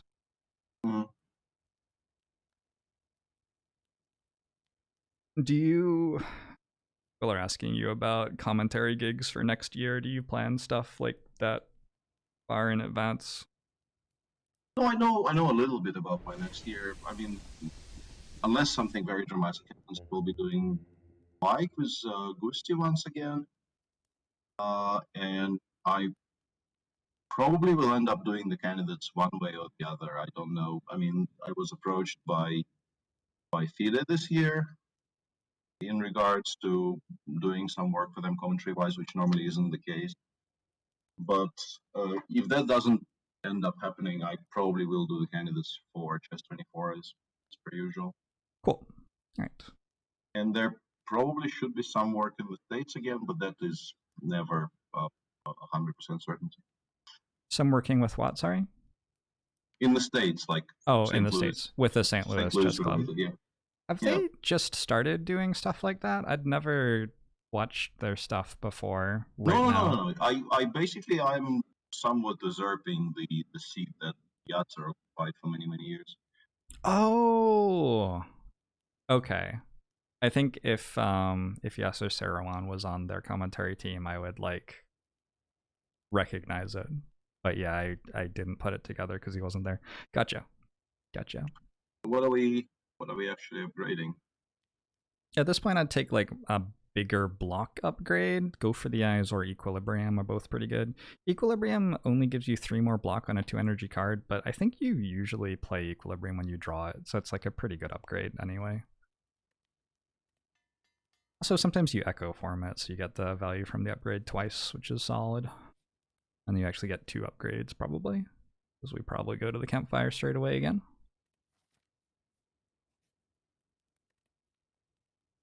And here, I guess to go for the Eyes should be fine. This is a Defect deck, which is very good at the Defect scaling. Well, it's not even that good at it. It's okay at the Defect scaling. It's very bad at turn 1 and 2 and 3. So this deck should be okay for this difficulty, but on higher difficulties, it would have trouble with just like being slow to get started. I'd remove another strike. And that's it. Yep. They're all gone. Have you ever played anonymously somewhere, online or in person? Well, you know, some online, top players do online it for definitely. amusement. In person, well, it's difficult these days because I do get recognized more often than not in chess circles. But as a kid, I mean, not a lot even then. I like my father kind of heavily discouraged me from what would probably be described as hustling, and so I never really played like in parks or in environments like that. Gotcha. I used to smurf in League sometimes, back when I was a League of Legends player. Never really done it anywhere else, I don't think. You can't really like smurf in poker. Doesn't exactly make sense. Well, I don't think that's entirely true. Like, not at my level, but you know, there's the 25 Jared Lesnick accounts are, that's a thing. And Yeah, you can make an account that's new that people don't have historical data on. That's a thing. no, at extreme high level, when people play for really large amounts of money and have tons of history with each other, Yep. multi-accounting is incredibly profitable. And Yeah, that doesn't end up really being smurfing, though. Actually, That's like disguising your identity in a slightly different way. But I know what you're saying, 100%. So, no idea what we're supposed to do here, but Just take the gold, I would say. Well, we could take the dagger, too. We could do either. I'm feeling very cozy about this run. This is the reason that I like playing the game at high difficulty, because I feel like in Slay the Spire at lower difficulty, you can regularly get halfway through Act 2 and already feel like you've won almost for sure. So I'd like take events and kill champ and go next act. Go from there. You can remove a defend. You have cards that do the same thing as defend but do it better at this point. How are you feeling about your chances in the chess.com Banter Blitz Cup? It's not chess.com though. That was very upsetting. Oh, it's not? No. That's the one good thing one good new thing to have come out of Chess24 in a while, and I feel like, they don't even get recognition for that. Oh, that's kind of... it's the Chess20. Oh, wow. I can ban that person if you'd like. I'm sorry about that. It's all good. You're the Banter Blitz, so presumably that's Blitz. What does that mean? Yeah. Is that like 5 minute? I feel like Blitz is different online. Those are 3-0 games, and that's 3-0 kind of games. harsh. That's kind of harsh for me, and I only played one round so far, and I ended up losing one game on time, and probably would have lost more if my opponent wasn't so polite. But are we playing? Buffer Cold Snap. Yeah. Isn't Blitz like... Okay, what does Blitz mean? One, right? We attack the knight, actually. In this fight, this is, I think, the only fight in the game where you clearly want to kill the enemy with more HP, because the knight gives both of them a shield. And so it ends up feeling like the smaller enemy actually has more HP a lot of the time. Also, if you kill the smaller enemy, the knight gets a different AI tree and starts hitting you harder. So it's like sort of hard to kill the smaller enemy, and then if you succeed at it, your reward is that the bigger enemy hits you really hard. I'd go like Equilibrium. Yeah, I guess Sweeping Beam first, sure. And then just Equilibrium, go for the Eyes Self-Repair. The game's a little bit blurry because we're screen sharing. Sorry about that.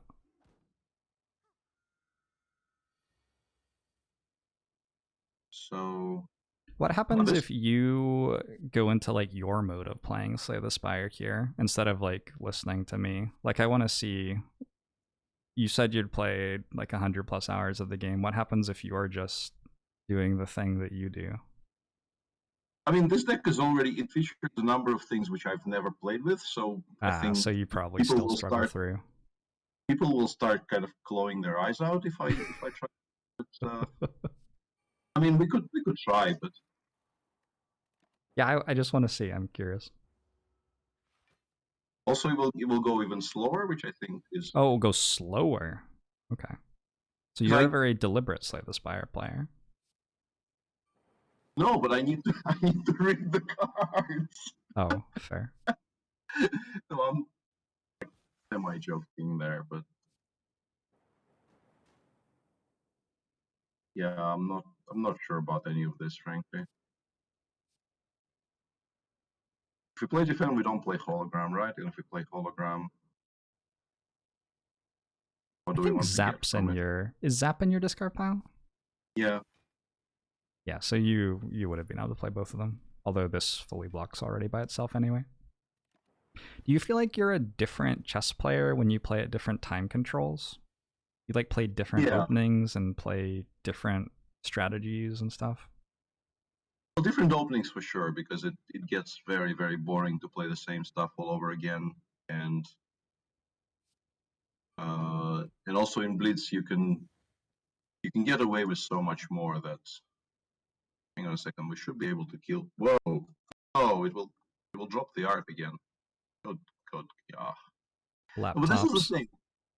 No, but this is the thing. Like, I can't make this bloody taskbar disappear now. Like, taskbar would never be visible on my screen prior to this Windows update, and now it never disappears, and it's causing untold grief. I That's recently how I want to upgraded describe to it. I recently upgraded in quotations to Windows 10 and have some similar feelings, I think. No, it's just like I'm very upset right now. I did manage to kill those things, but Yeah, you like killed them. do we need any of this? Like, I just take we're the max actually HP. passing. Yeah, but like we're passing on ball lightnings. Why are we passing on ball lightning? Okay, so Ball Lightning is a card that solves the issues of Act 1 and the beginnings of Act 2 very nicely. And it is not a card that does anything of particular note in the second half of the game. So you're really excited to take it on floor 3. On floor 15, you're like maybe taking it. By the time you get to floor 30, if you're taking a Ball Lightning, something's gone wrong. In this game, you have enemies who have like 60 health or something that you fight a lot. And then at the end of the game, you kill stuff with 400 HP. And so the way that you have to deal damage changes over the course of the run. And you like usually get set up to deal damage to kill an enemy with 60 HP. And then you start putting together a way to kill an enemy with 400 HP after you've done that.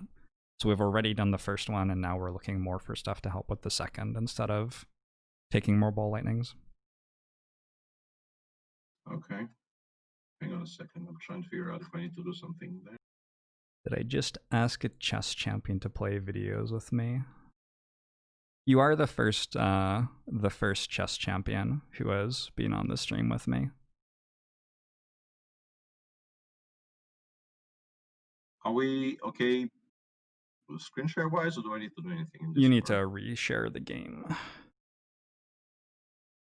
Hang on.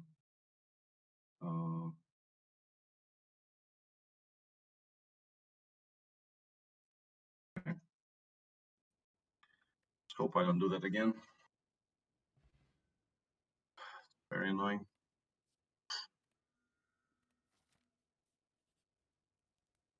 So Thanks for that 2-month sub, Tyleron. Agbomusho to you too. Can you say yeet? Have you said yeet?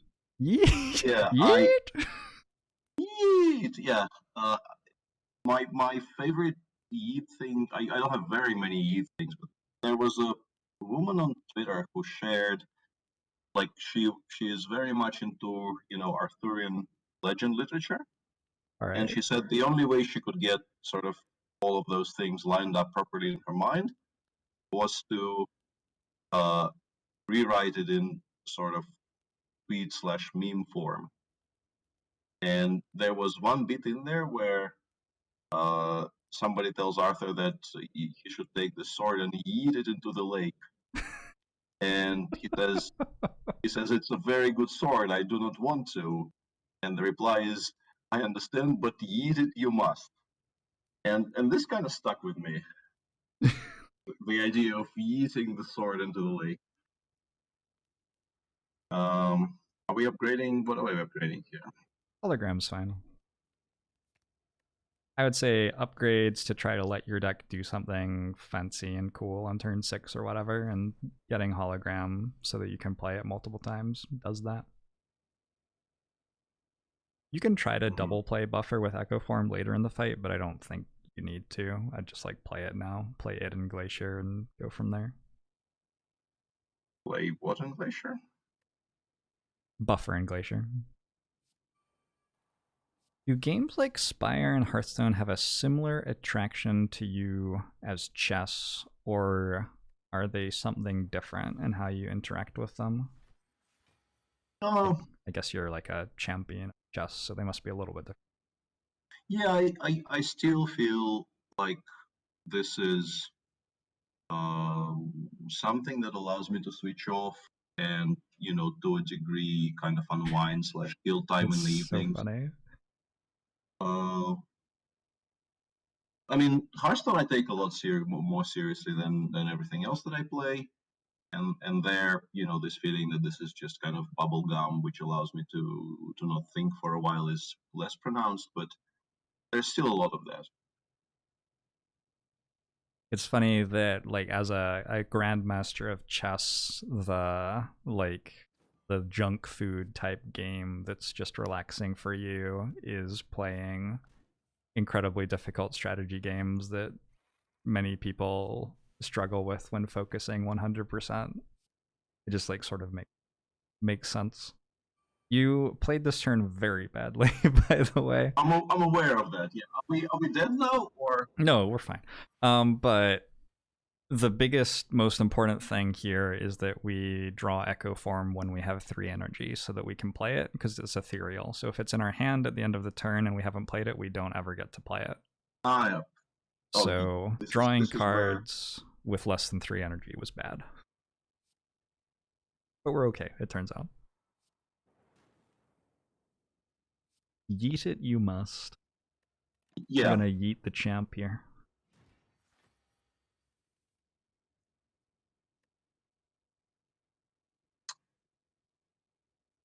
I tried to do that with chess, I think.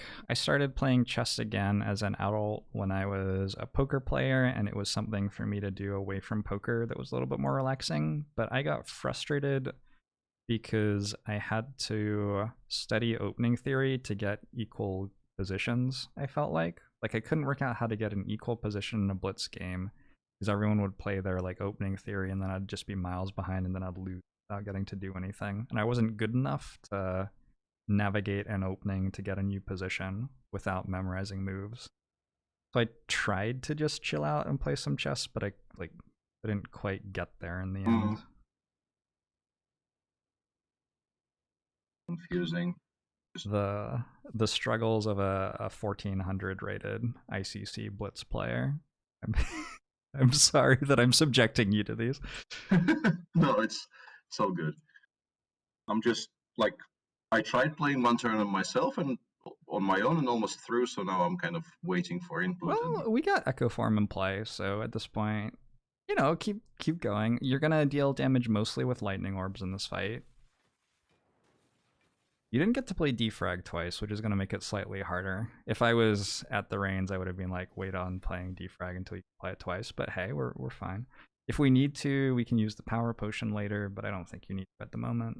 You're just going to like make some lightning orbs and cycle your frost orbs, and champ will slowly die. And that's going to be the plan. Like you blocked for 66 that turn without even trying. You weren't even being attacked. Okay, so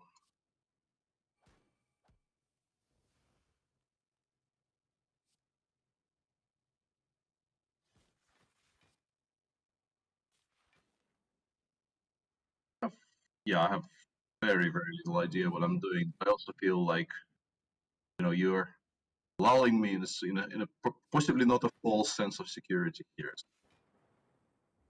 Feels like playing cards can no longer be wrong, but I'm pretty sure there's a way to go badly wrong here. No, you're doing fine. But yeah, I don't think I've ever been this healthy in this game ever before. Like I tended to go for quote unquote aggressive strategies and then would die normally. So Probably you're just not prioritizing the scaling element of the game, because it's a very unique thing to Slay the Spire. The thing where like you have to make yourself stronger with like unique cards. It just doesn't happen in other games really. Magic isn't really like that. Hearthstone isn't like that. I don't really think of a game that's quite like it. I'm sure there's some other single player game that it's based on, but yeah, like you need the Echo Form and you need the defrag, and if you get those cards, then you can get to this point on turn 6 or wherever we are now where you're very, very strong. I don't know if I needed to do that, but So Champ phase shifts when he goes below half health. And now that he is below half health, you have angered him.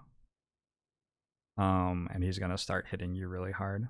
Wait, why is he attacking right now? Oh, because half health is 210. Okay, I just can't do math, I'm sorry.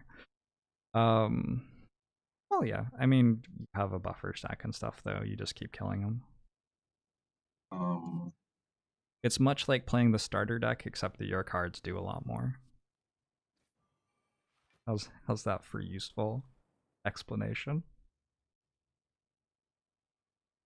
seems good.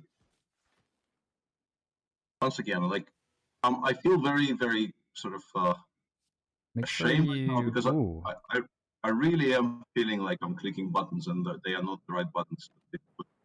Well, that time you lost your buffer stack, so that was probably the wrong buttons, in fairness. But it's still not bad enough that you're going to lose. Scaling Spire is loosely analogous to building a board in Magic. Sure. Not sure if there's anything quite like it in Hearthstone. I would dual cast the Lightning Orbs and then Glacier there. But this is probably fine too. Play your damage cards.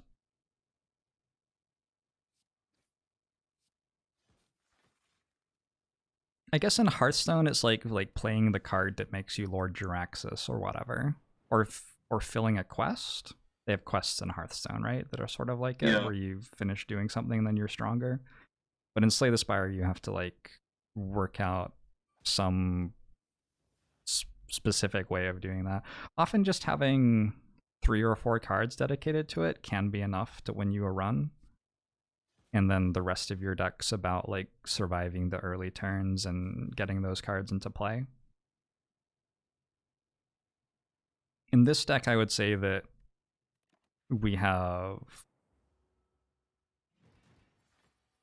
I think we only really have 2 super relevant scaling cards. We've got the Echo Form and the Defragment, which make us stronger every single turn.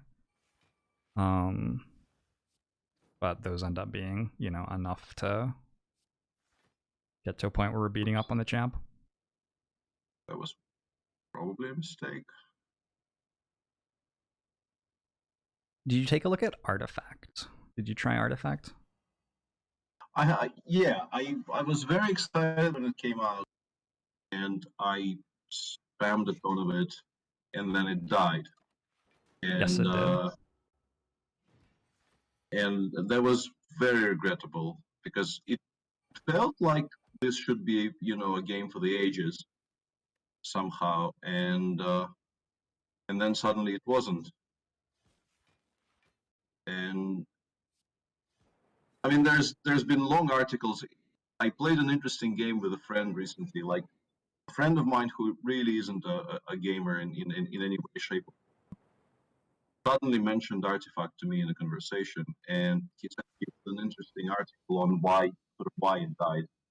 And sent me the link, and I almost clicked on the link, and then I thought, no, let's play a game. And I very quickly typed in chat like a list of 5 things of why I thought it died, from what I thought myself and from what I've heard on forums and what I've heard, you know, smart people on stream say. So I sent it off to him, and then I read the article, and I got like the article was very long, so it went to more than 5 things. But I think all of the things I mentioned were definitely in there. So I felt I deserved a pat on the head there. But the game felt very, very interesting, but also incredibly complicated. I think the biggest issue was it was just, for a casual, it was just way too complicated. I found as somebody who enjoyed complicated games that it wasn't that good of a complicated game either. But I don't want to rag on the game that you enjoyed. it was so difficult to get into the complexity because there were all these like flashy graphics and the interface wasn't very good and Do we need this? no, we don't need a colorless potion. Do we need any of this? Machine learning is okay, rainbow's okay, +2 max HP is okay. Those are my opinions. They're all okay. Pick your poison. I usually evaluate cards in my head as somewhere between -3 and +3, and I think that machine learning and rainbow were both like maybe a +0.2 and skipping 0. Well, no. Skipping is +2 max HP. It was more like there were +0.5s and +2 HP is also a +0.5. Go Runic Pyramid, that card is insane. Or Relic is insane. Oh yeah? Alright. So I've noticed that all of the other games that you've talked about enjoying are like player versus player or adversarial player versus player stuff, whereas Slay the Spire is single player. Do you have thoughts on that? Come again? All of the other games that you've talked about enjoying have been player versus player type games, whereas Slay the Spire is single player. So I was just wondering if you had thoughts on, like, is that actually important to you? It's I never actually sort of formulated any kind of a hard-coded rule for myself on this, but I prefer PvP games in general because I like the contest. I like the idea of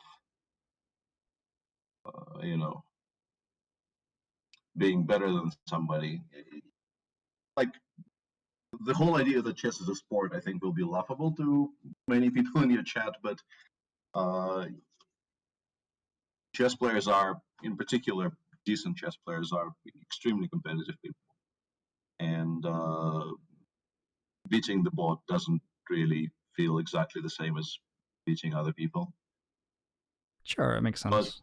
But I mean, that doesn't mean I can't enjoy a Slay the Spire type game, but generally, yeah, I would prefer to play against other people, which is like I don't like, when Hearthstone started releasing what seemed like very playable single player content. I tried it first, and I think the latest couple of expansions, I only do those things when there's a quest that requires me to. The questing model gets you? Well, not necessarily, because you can actually re-roll them, but okay. But yeah, like it just doesn't excite me nearly as much as the idea of the petition of minds. Is the like conversation after a game of chess with your opponent? I know sometimes people will talk about moves like right there sitting at the board, and I assume that other times you might talk a bit about your game later. Is there like a big thing there where you It used to be sort of more or less obligatory to actually sit down at the analysis board and go through things, but it's dying down a little bit because of computers, basically, because well, that makes sense. Yeah. You can spend 2 hours analyzing something, and you will sort of enjoy it in the process, and then you will go back to your room, and the machine will tell you sort of none of the conclusions you reached yeah, none of it was relevant at all. Worth the damn. And I think like the one tournament where this wasn't really true it was very pleasant.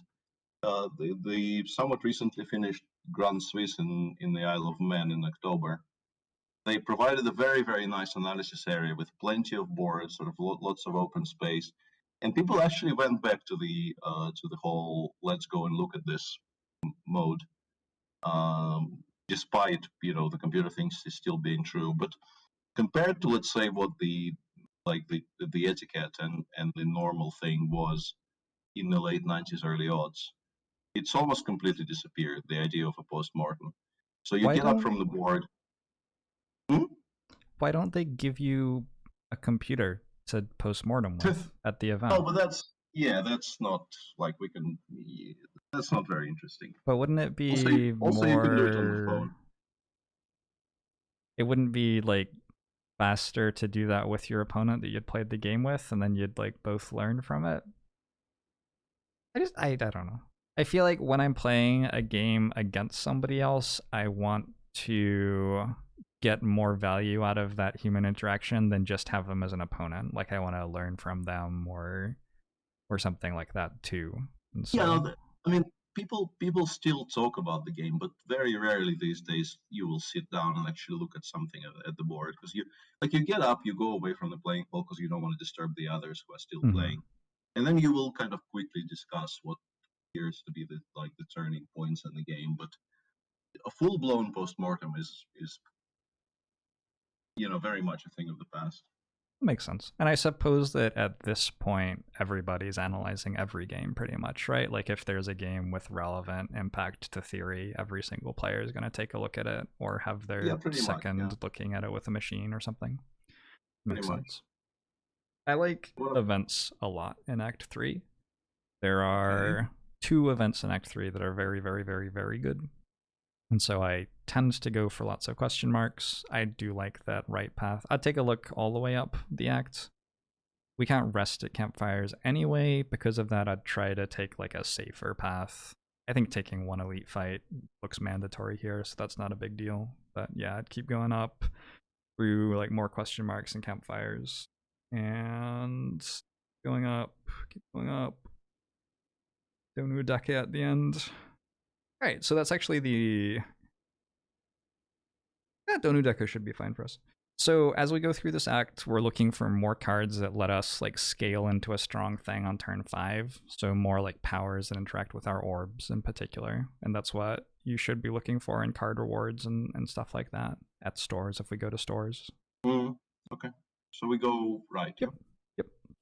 And take the 2 question marks here.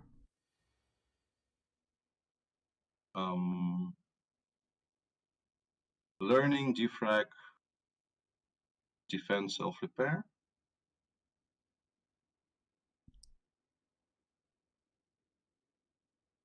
I'd start with compile driver on the front enemy, because if that enemy blows up, that's like a potential way that this could go very, very, very, very badly. I would go actually machine learning, defrag, machine learning, defend. I wouldn't play self-repair. There will be probably a chance to play it later with hologram, for example. Peter used to stream and doesn't stream very much these days, but might start streaming again. Muscle Magician. You do a lot of banter blitzes. I used to do a lot more banters. Yeah, I used to do like semi-regular banters, but I don't do that anymore because reasons. We play. Is there any reason to play Sweeping Beam before anything, before zero mana things? I think you go... We reached a turn where my brain is breaking, for what it's worth. I think you go defend and then sweeping beam to start. I think you do want to play the sweeping beam and you don't want to take damage from that spiker. And then hang on a second. Yeah, we don't play Echo Form in this fight. That's completely fine. This is a very like short-term fight, so we don't need to worry about that.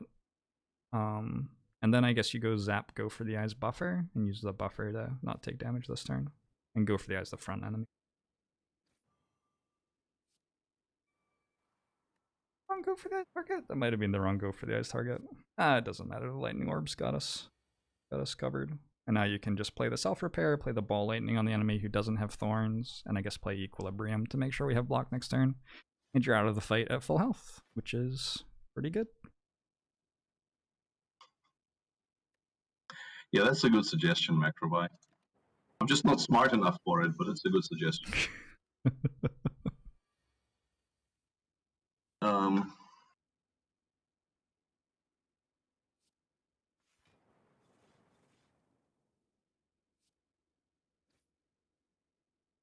What else do we play here? We probably have lethal, right? Yes, we do.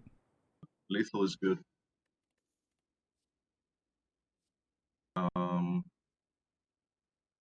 How would you evaluate Heatsinks Plus if I had to get 2 sentences from you evaluating that card? I'd have to, like, first of all, how many powers do we have? I need to look that up.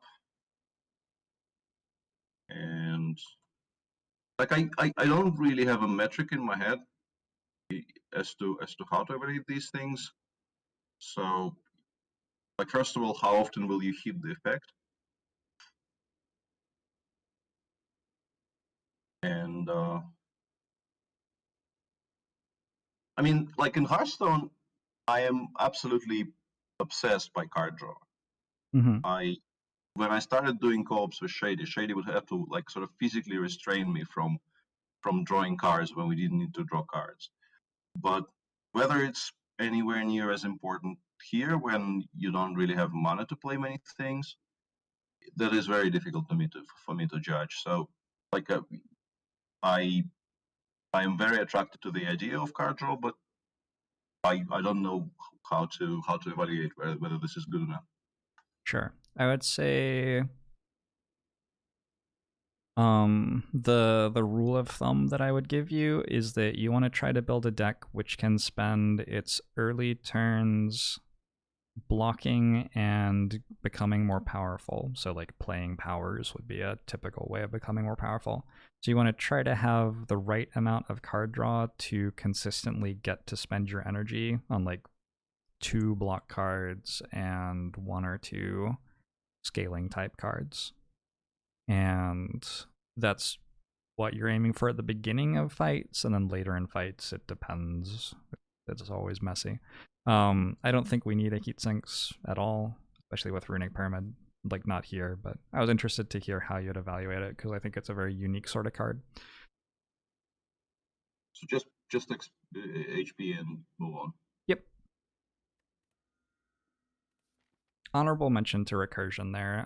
When we have Runic Pyramid, we get to actually use recursion on something that we care about, and that can be a little bit better. We just drop Echo Form here and like defend and the other cards, and we're set.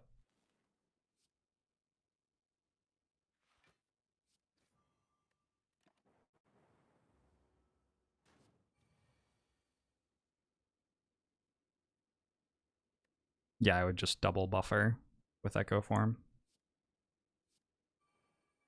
And with a Cold Snap Driver or? Cold Snap Driver, yep. I'm not going to take damage again for a very, very long time.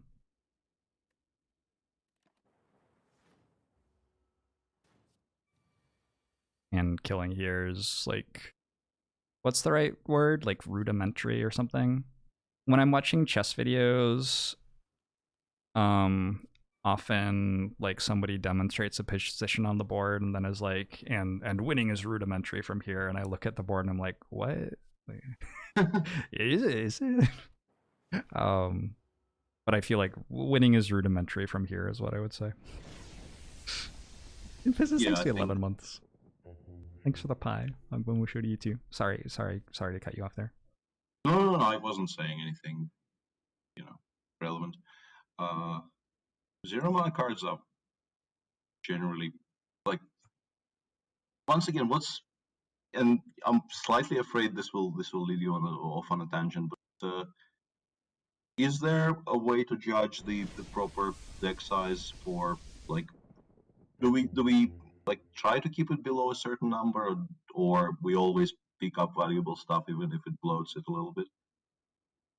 You always pick up cards if they make your chance to win higher, which, like, whether it makes the deck bloated or not is one of the factors in whether it makes the chance to win higher or not, but it's not a be-all end-all sort of factor.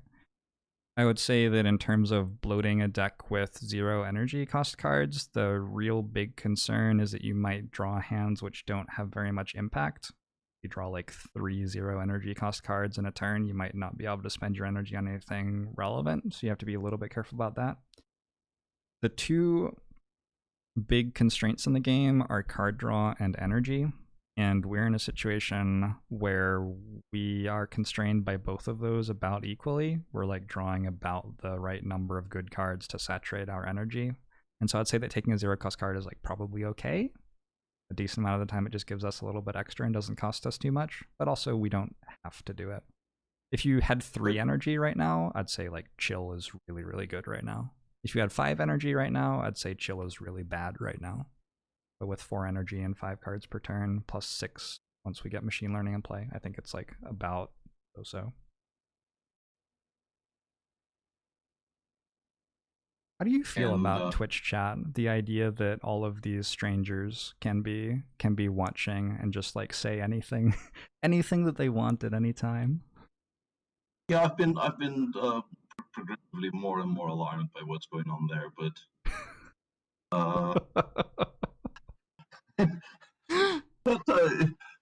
then again, like I'm reasonably relaxed about these things, and compared to some of the stuff I've seen said to, let's say, occasionally, like our setup in the studio in St. Louis is I have a control over the machine where the live chess viewer is, so I get to choose which game to show, and I get to move pieces on the analysis board and so on. And Jen has a second machine where she can look up stuff and where she has some access to the social media. And during this event, she would normally also have the YouTube video open with us, like with the show playing live, and with the chat open. And compared to the things absolutely random people say to her in that chat, stuff happening in your chat is like benign and nice and warm and thoughtful. There you go. So like relative to a certain level of toxicity, our chat is very wholesome, but only relative to that amount of toxicity. I think it's reasonably wholesome, even in absolute terms. But well, thank you. So we're just taking the XP, or yeah, I think HP is fine.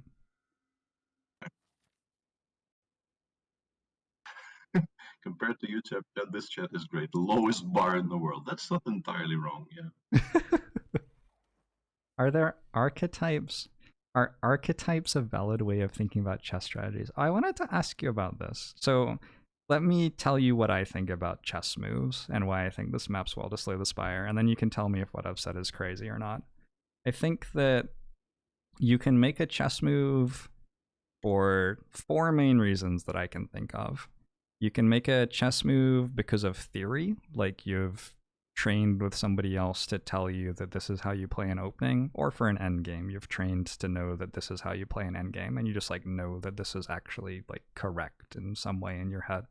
You can make a chess move because of tactics, like you see that a move allows you a tactic that wins something in some way. You can make a chess move because of strategy, like you can justify it by saying this controls the center of the board for me, so I want to make this move because I know controlling the center of the board is right, or you can say this is good for king safety and king safety is good or something like that.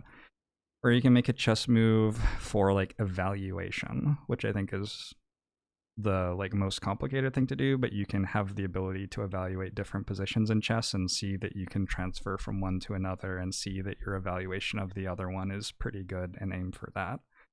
And I think you can do all of those 4 things in Slay the Spire too. Do I sound like a completely crazy person, or does that no? It's just resonate? That I find it very difficult, and it will not be a particularly adequate reply to what you're saying, because you're very possibly saying some very smart things. But for me, to a very large degree, my dad. It's a very simple joke, but he liked it, and that liking for it has passed on to me. There is a very, very simple joke about a caterpillar, and a caterpillar encounters somebody, and that somebody asks it, "Excuse me, dear caterpillar, which leg do you move after the 27th on the left?" And it thinks about that question and never moves again because now it's confused. Mm-hmm. And to me, by this point, I don't really ask myself exactly what thought process made me arrive at the decision that I arrived at. All of like I'm sure there is some truth to what you're saying, but to me, much of it is like breathing, and I don't really spend any like I don't teach, I don't write books, so for me there is really no necessity to try and formulate why things happen the way they happen.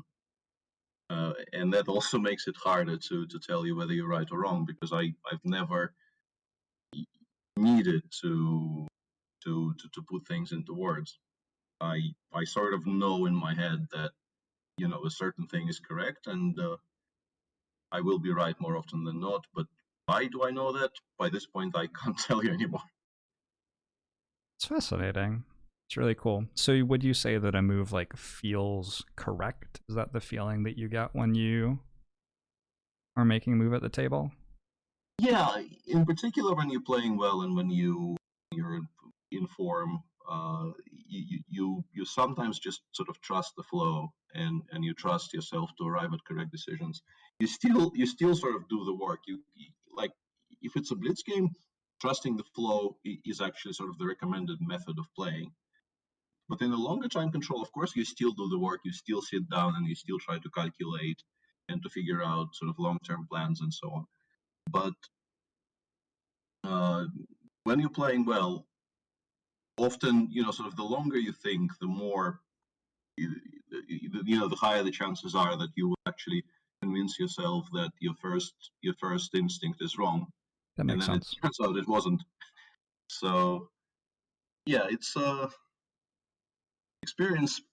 Experience is very very important. Yeah, I or think as the chat correctly pointed out, all of this boils down to just get good.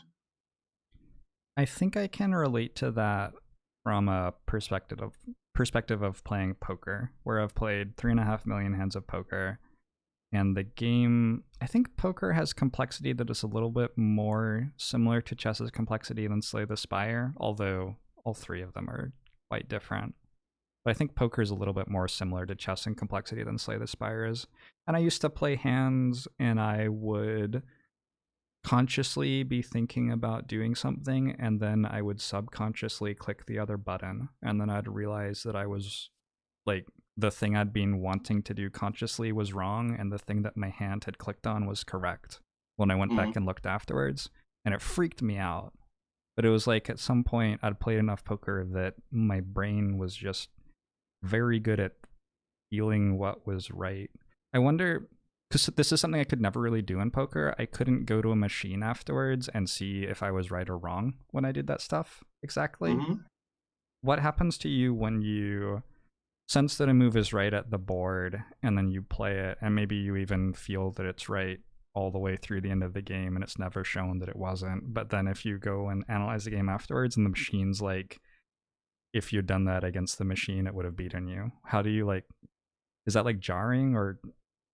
Well, in some cases it will be, but we've also been so accustomed to this that like mistakes by this point, you very clearly separate them into things you can reasonably be expected to figure out over the board, Mm-hmm. and things where you come back to the room, you look at the first line, and it says you're an idiot, you should have played this, and you look at the first line, and you sort of realize why what it says it's good, and you kind of say to yourself, yeah, whatever, fuck off.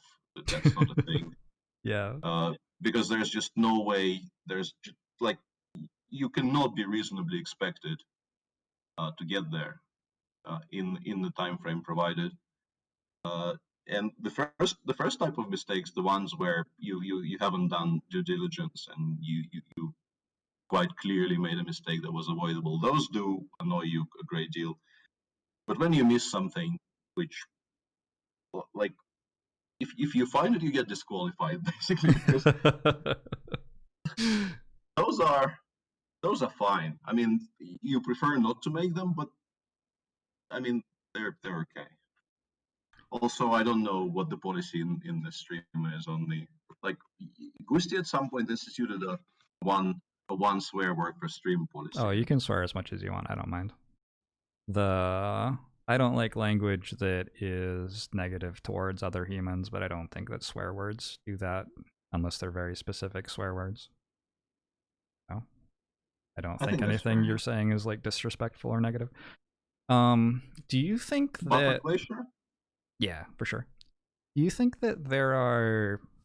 So you're talking about like if you found that move, you'd be disqualified, sort of thing. And I get the sense that it's That's always that's that's normally a joke, but right, but there's some there there can't be an expectation that somebody actually finds that to a point where like maybe even calling it a mistake doesn't even make sense because yeah. but in And a and game this is between humans, it's not a move that would be played. yeah, and this is particularly sort of relevant to my current work because most people who watch us with the engine switched on, Yeah, of course. and I generally try to commentate with the engine switched firmly off until let's say maybe 5 hours in when my brain goes all fuzzy and I start Right. really missing stuff. And people are extremely liable to start screaming blunder when something gets missed. Mm-hmm. And I feel it's very important to try to explain that difference to the people watching. Whether the mistake is an actual mistake that should have been avoided, or whether the player playing made a perfectly reasonable decision, which proves to be mathematically wrong. But there's a reason for what he did, and it's a valid reason. And what he missed is generally so difficult to find in any kind of realistic time frame that you should not be ragging on him too hard for missing that. And yeah, that I always try to put it in some kind of a context and try to explain sort of why the mistake was made. And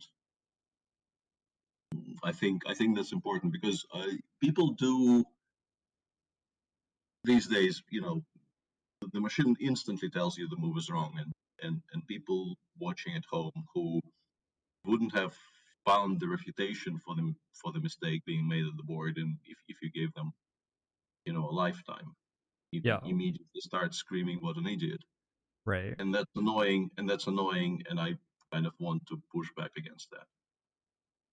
Do you think that now that there's a younger generation of chess players who are learning the game alongside an engine like for their entire lifetime, that the expectation of what a human might be able to see is going to just expand and expand and expand? Is like, I imagine a younger player who's had access to that engine that sees the incredible move for their entire life might get to a point where they do see that pattern instead of not seeing Yeah, it. but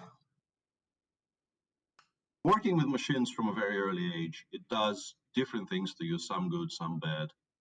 And yeah, I don't know if there will be, if there's going to be some kind of a quantum leap and people will start seeing things that previous generations haven't. It's sort of too long a topic to cover properly, but uh, I mean, working with machines, even for somebody like me who was definitely brought up on analyzing things over the board and then gradually incorporated working with the machines, I now think about things in a very differently compared to like how I approached certain things in chess when I was 20. But yeah, I don't know if there will be any kind of like shift in how chess is played because some things will, I think, remain sort of beyond the horizon. Sure. Cool. That was really, really interesting to me.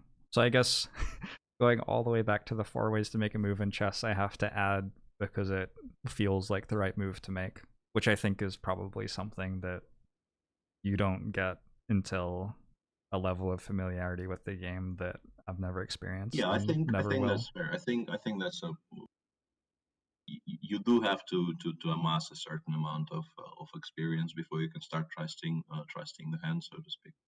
Cool. Well, that was really Echo form. interesting. thanks for chatting with me about that. That was cool. I would go Echo Form and like self repair. I don't know. We're gonna use a buffer stack this turn, so.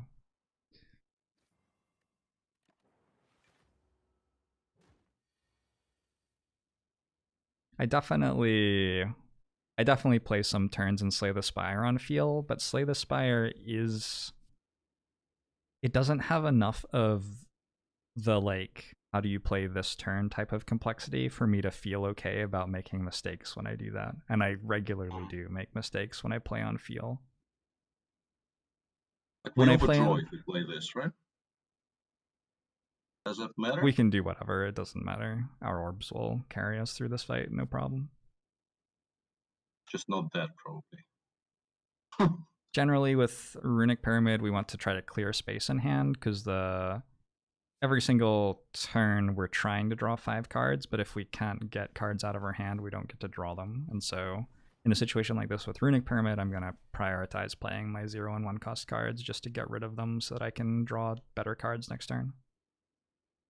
Yeah, that's what I was trying to figure out, how to hand dump properly. But it doesn't. It was not working properly in my head somehow. I bet Slay the Spire's a bit different because you have... In chess, every situation's at the chessboard and the rules are always the same. But in Slay the Spire, like a different deck and a different relic pool sort of equates to having different pieces. And then the enemy is different with different rules. So I bet that I don't get quite as much of an opportunity to develop an accurate intuition for this game. Where thinking back to poker, I feel like I did a pretty good job of developing an accurate intuition there. And I can sort of guess how it might feel to have that for chess, alongside my understanding of what it was like to have it for poker. But yeah, I don't really get that in Slay the Spire. Interesting. That's surprising to me, frankly, because... Well, I get an intuition, but it sucks. The intuition's like... I regularly lose runs where if you think for 10 seconds about what to do, you'll realize that what I did was wrong. But my intuition's like, in the Gremlin Nub fight, you play your attack cards, not your skill cards, right? And so then when I run into a situation where I was actually meant to play my skill cards to win, sometimes I don't, and I lose. And I just haven't played the Gremlin Nub fight enough times to automatically recognize the situations where the skills are better. Although if I just only played the Gremlin Nub fight for 1,000 times, I'd probably get there pretty fast. You just don't get exposed to it very often over the course of your gameplay. Steam Barrier is pretty good here.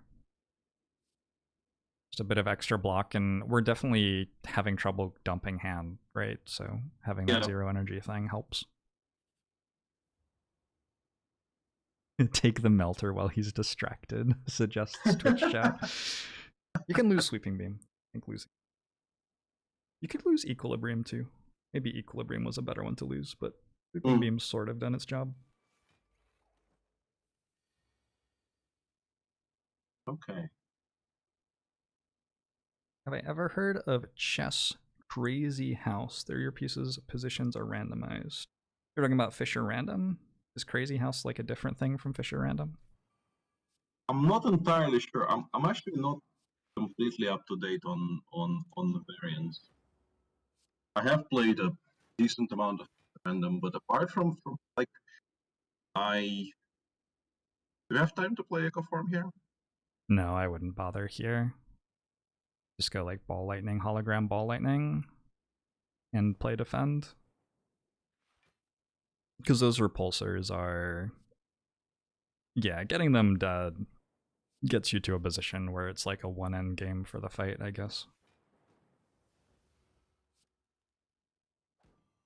Yeah, like, for instance, when I'm in St. Louis, I constantly get invited to play Bughouse, Bug House. and I don't know and what that is. I really don't like playing Bughouse because the rules here. If you don't know what the game is, then Glacier, by the way. Yep. then it the whole discussion will be less interesting. But Bughouse basically it's a 2 versus 2 game, which like feels like Just we like might. buffer defend machine learning. Yeah, it's a 2 versus 2 game where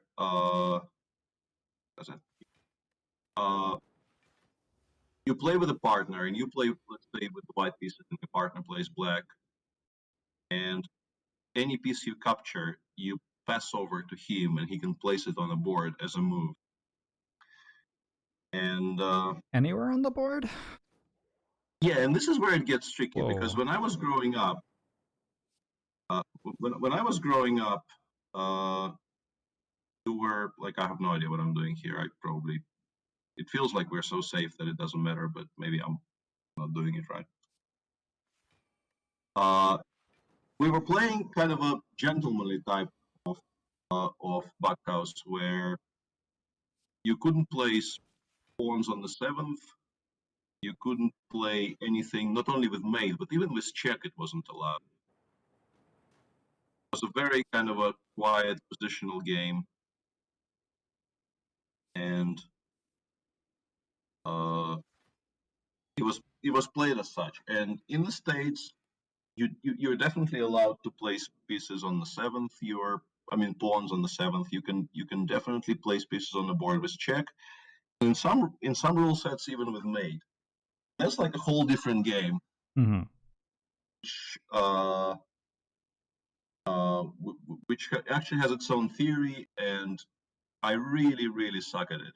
And the thing about it is that like as you can see from this stream, I've kind of grown accustomed to sucking at games publicly. I used to really hate the idea, but I'm a lot better at this now. I'm kind of okay with it. But when you play Bughouse, you sucking has a very negative impact on the guy playing with you. Oh, that's fair. Because you lose as a team. And that's why I generally just try to say no to Bughouse. Although the last time I watched you personally playing a game where you said you sucked, it was Online Blitz, and you were talking about how you hadn't played in a really long time and how you'd suck, and I was like, oh, I'm surprised by that. And then you like absolutely demolished your opponent. So. Are we doing anything here? We're looking at the card, I guess. We don't necessarily need the Swift Potion. I guess we just take +2 max HP. Yeah, the Swift Potion's at its worst in this situation because our Runic Pyramid means that our hand keeps getting full, so it's going to be hard to make use of it. We go store here for sure. 300 gold, well worth it. We want to spend that gold before the end of the run.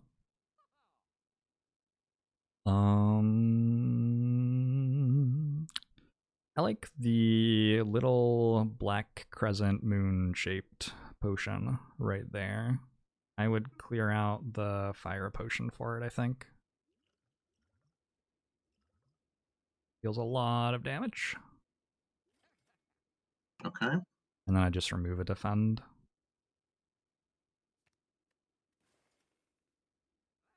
Looks good to me. Yeah, I think we're done.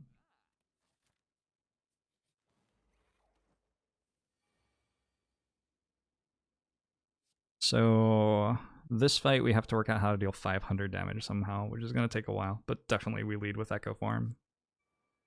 It's probably just going to be a matter of playing the cards that we have and going from there. We don't play this, right? Because it gets worse. Right, we want to hold that. Yep.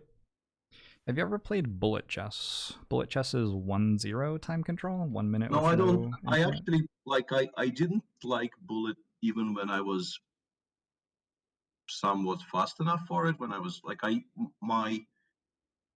played a lot of online chess in the late 90s, early aughts when it was the ICC age, the golden age of ICC, when that was basically the only platform and everybody was there, and machines weren't strong enough for people to cheat, and also everybody knew everybody, and if the nick, if you knew that the nick belonged to, let's say, I don't know, Morozevich, you knew you were playing Morozevich and that he was playing sort of on his own, and you could get sort of really long matches against good players and so on.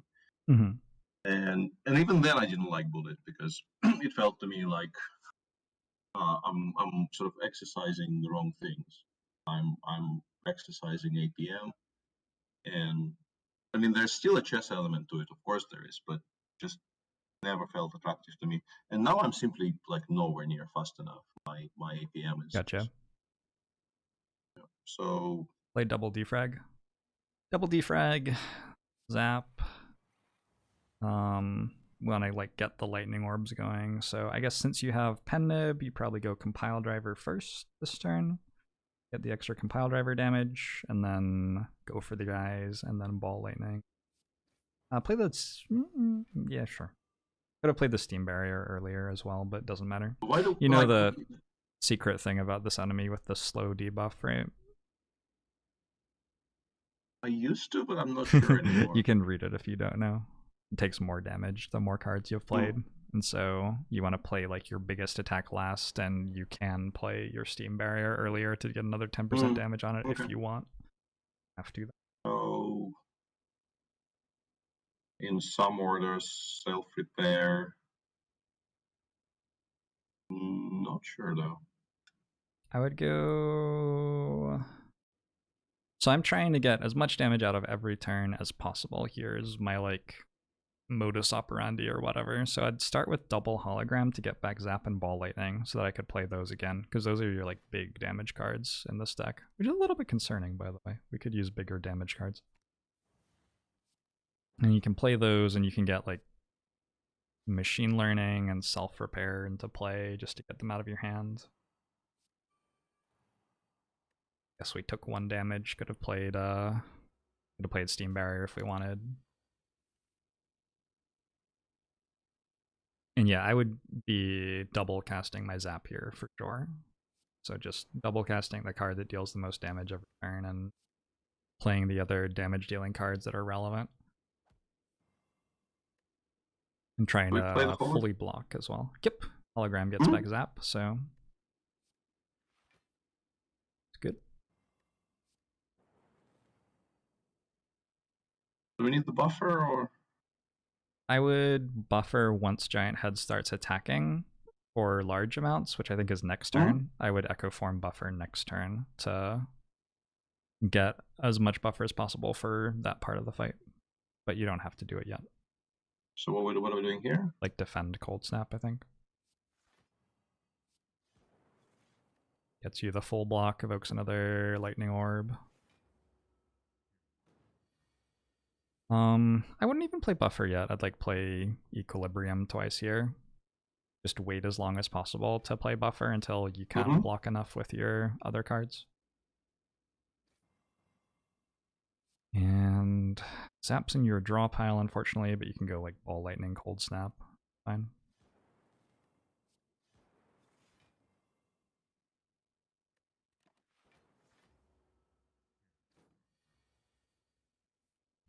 Do you have trouble where... I'm asking because I have trouble with this, so I'm wondering if you do as well. I have trouble where if I play at a board versus at a computer with chess, it's like my brain is different. Like my brain can't look at a chessboard with physical pieces and a computer screen with the symbols for pieces and like access the same thinking. I have this problem actually with watching your chess coverage at the St. Louis Chess Club right now, where when it gets down to crunch time, you show the physical board instead of the computer system. Like I can work out what the physical board says, but it's like harder for me. No, I don't think that works the same for me. I think like I have a very clear idea of where things are in my head, and presumably you don't need to look at the board at all to understand what's going on. Yeah, it's I need it in as much as like I need to know what's happening. I need to know what the next move is so I can talk about it. But if somebody could tell me what the moves are, I wouldn't really need any kind of visual input anyway. What's there's this story about Bobby Fischer and Spassky where like Fischer delayed the match because the knights were made wrong or something. I may be getting the people and the details No, wrong. it's But I'm not entirely like I probably should know, but if I knew, I've forgotten exactly what the nature of the complaint was that made him forfeit game 2 in Reykjavik. But I don't think it was about the way the knights were placed. He was dissatisfied with something in the playing hall, and I feel okay. slightly ashamed that I don't remember exactly what he was dissatisfied with. But yeah, it wasn't because you adjust the pieces anyway. If the knights are positioned the way you don't like, you just adjust them to be facing the right way. That's never a problem. But I think maybe he didn't like the lighting or something. I mean, over his career, he's complained about a Right. great many things. Okay. I'll go double glacier, just again blocking for as much as you can, and then you can go zap hologram, zap, and play go for the eyes and play compile driver, and you get pretty decent damage this turn. You believe it was the noise of the cameras? Oh, that would make sense because it was like a big. No, it was a complaint that many people wouldn't have made, but it was a valid complaint for sure. Yeah. And also many people would not have Play the steam the barrier game too, for by it. the way. Get the extra damage on the extra damage from steam barrier on the pen nibbed compile driver, in my opinion here. Sorry, what were you saying? Many people would not have what? No, like he was sort of very exacting in the standards he expected from the conditions when he played, and many people would have just let it go, but that wasn't his way.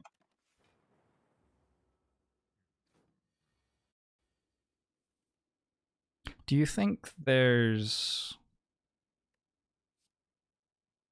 Do you think like? Yeah, you can double glacier, zap hologram, zap bolt lightning seems completely fine. Looks like we probably don't even need to use buffer in this fight. Go without it. It's so fascinating. It's an interesting nugget of history for me.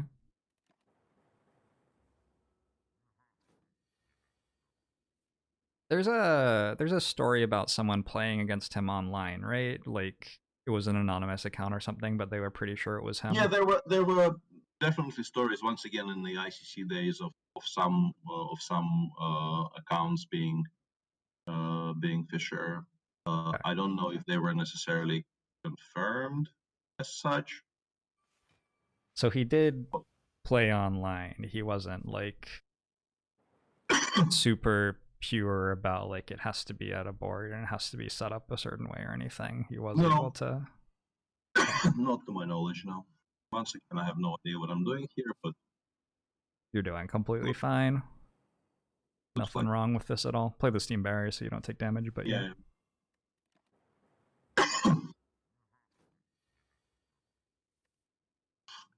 So there should be a lethal here, right? Yeah, just double ball lightning or this. Yep, got it.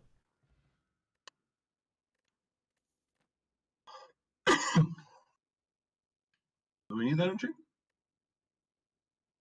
I think it's better than the Thorns potion at this point. The Thorns potion was good for Act 2 against the Book of Stabbing, but we never actually played that fight, so we don't really need it anymore. I'd take the Claw, honestly. A bit of a meme, but we're struggling a little bit with damage, and it does damage over the course of a fight.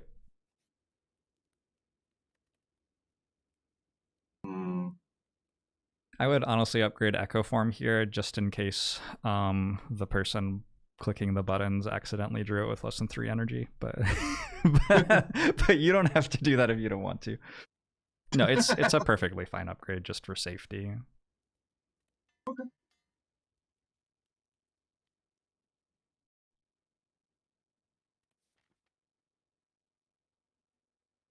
And I would actually avoid the next elite fight and just go to the left and get up to that campfire. Do you feel like this is actually very like this is quite interesting to me because I thought the correct way was to kind of the manly man thing, like go for most elite fights because they give you better rewards. And there's definite truth to that. At the difficulty that you're playing at, you don't need that level of reward. And also, we have a coffee dripper, so if we take a lot of damage on a floor, we have trouble getting the health back. So that would be why that's not happening here, simply put.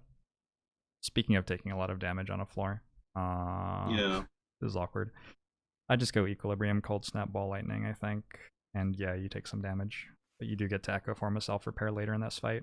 So the goal in this fight is going to be to get down to one enemy and have that Ball enemy... Lightning or Compile Tremor? Ball Lightning. Ball Lightning. Have that enemy sort of under control so that you can get the Echo Form in play and you can double play the Self-Repair to get 20 of your health back now that so much of it is gone. Well, they're double attacking again, that's unfortunate. But you do have buffer, so this turn I think you have the block. So buffer, defend, self-repair? Buffer, defend, I think you have to hologram, so you can go claw, hologram, claw. You need to be able to block the first attack for 11, and then your buffer will block the other two.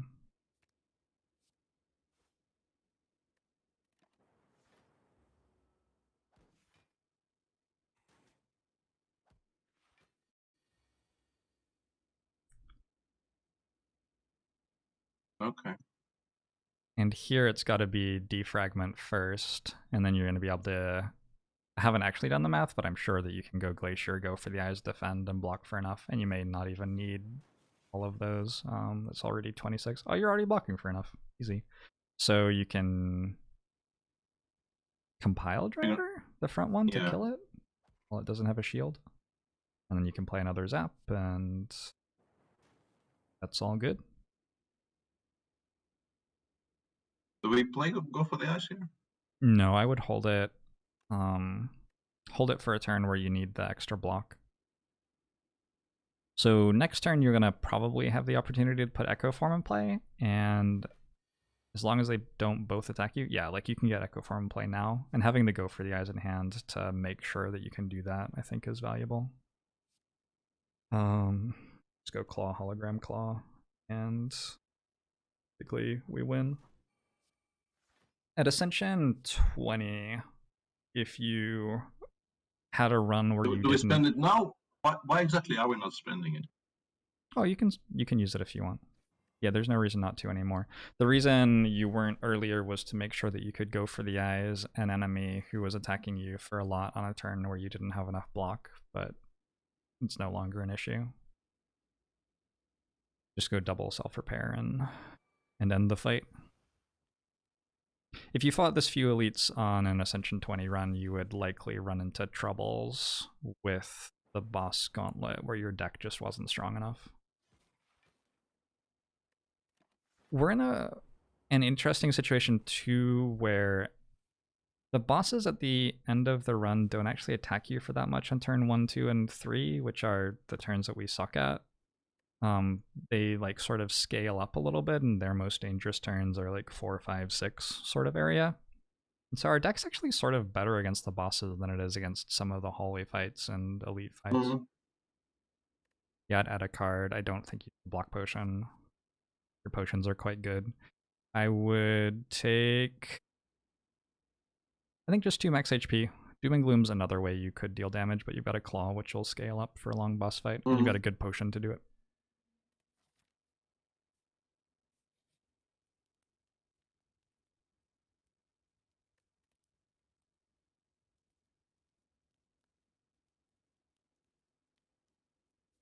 Yeah, I would upgrade the dual cast too. There you go. Just because it's an energy upgrade, so clearing out the hand a little bit better. Makes sense. More upgrades? So the special relic that you get from this is very good, but it's not very good here. In Act 1, do you know what the relic does from this event? No. It gives you an upgrade on a random card in your hand every turn. So when you have a generally unupgraded deck that's really powerful. Right now, almost Hmm. all of your deck's already upgraded though, so just take the upgrade, I would say. Avoid the pain. Grab a Glacier upgrade, just get better block.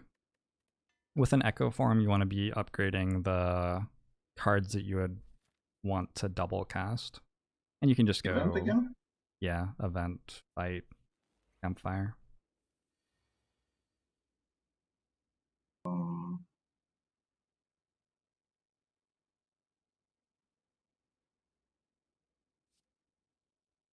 Buffer, no, compile driver first, right?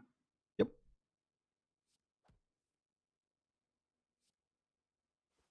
And then definitely getting buffer into play is fine. Getting self-repair played is good too.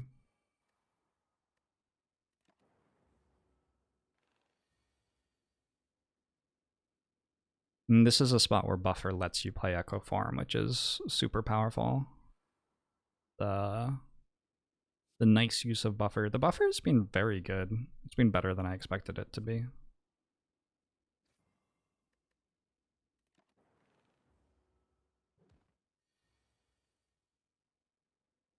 So we start with defrag. Double defrag should be good, and then just add block cards as desired. Probably start with Glacier because it's the one that blocks for the most. What makes sense in my head. That's already enough block, and then just deal damage with the rest of your hand.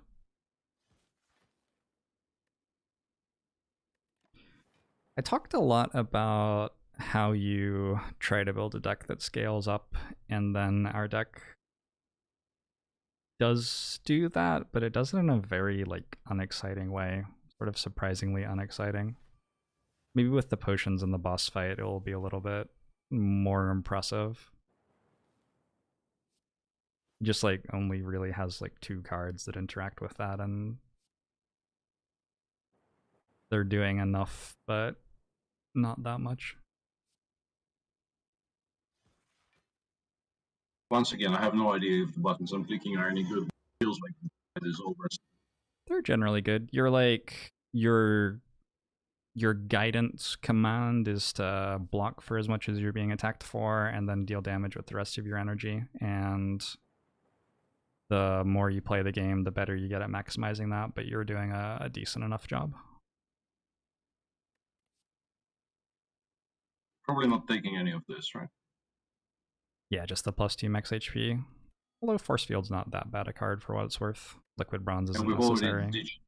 Yeah. ditched the bronze, so What would a game of chess be like if you didn't have a timer for it? Do you play those? well, that used to be what the game of chess was like. Just created always? a timer to get away from it. Yeah. So I think about that with Slay the Spire sometimes, because Slay the Spire doesn't have that. There are lots of turns where I could think for an hour, but realistically, for the purposes of enjoying my life, I'm not going to. yeah. So we Go buffer machine learning ball lightning or something like that. don't get defrag in here? Or? I would. You could. The reason I'm not playing defrag right now is I want to echo form it 2 turns from now. Okay. So the buffer will keep you healthy long enough to get the echo form down, and then to play the defrag twice, and then you'll have a bunch of block from your frost orbs, and there's your setup for this fight.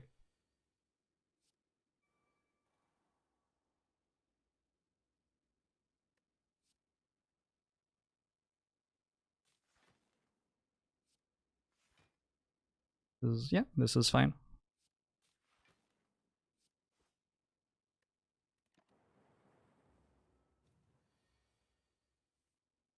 Now we go Double defrag, like equilibrium and cold snap should be enough block. And now your lightning orbs are dealing way more damage. I guess you can go dual cast and zap as well.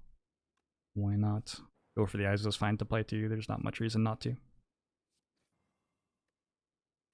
It's a little bit laggy because of screen sharing, yeah. I'm finding the screen sharing completely fine for what it's worth. But it's clear that it's being screen shared, right? Yeah. Once again, apologies. No problem. Um, Is it your first trip to St. Louis? no. I've, and once again, this is sort of somewhat tongue-in-cheek, but also not entirely. I least, retaining platinum on Air France You've been everywhere. frequent flyer program as one of my remaining life goals. Because if you retain it for 10 years running, they give you platinum for life, and I'm like 2.5 years in, Okay. and that's mainly because I get to play and or commentate in St. Louis like 3 times a year. Oh, I didn't realize you went that often. Gotcha. Is St. Louis like a big city for chess in the US then? Yeah, it's incredibly important. Like in a general scheme of things, I have no idea what I'm supposed to do here. Double play the highest damage card, which is either Ball Lightning or Claw, depending on math that is too big for my brain to do right now. And then you go Claw, Compile Driver, go for the eyes, hologram back your Ball Lightning, and play that again. Deal as much damage as possible. Get the dual cast in this turn as well, I guess, before you play the next Ball Lightning.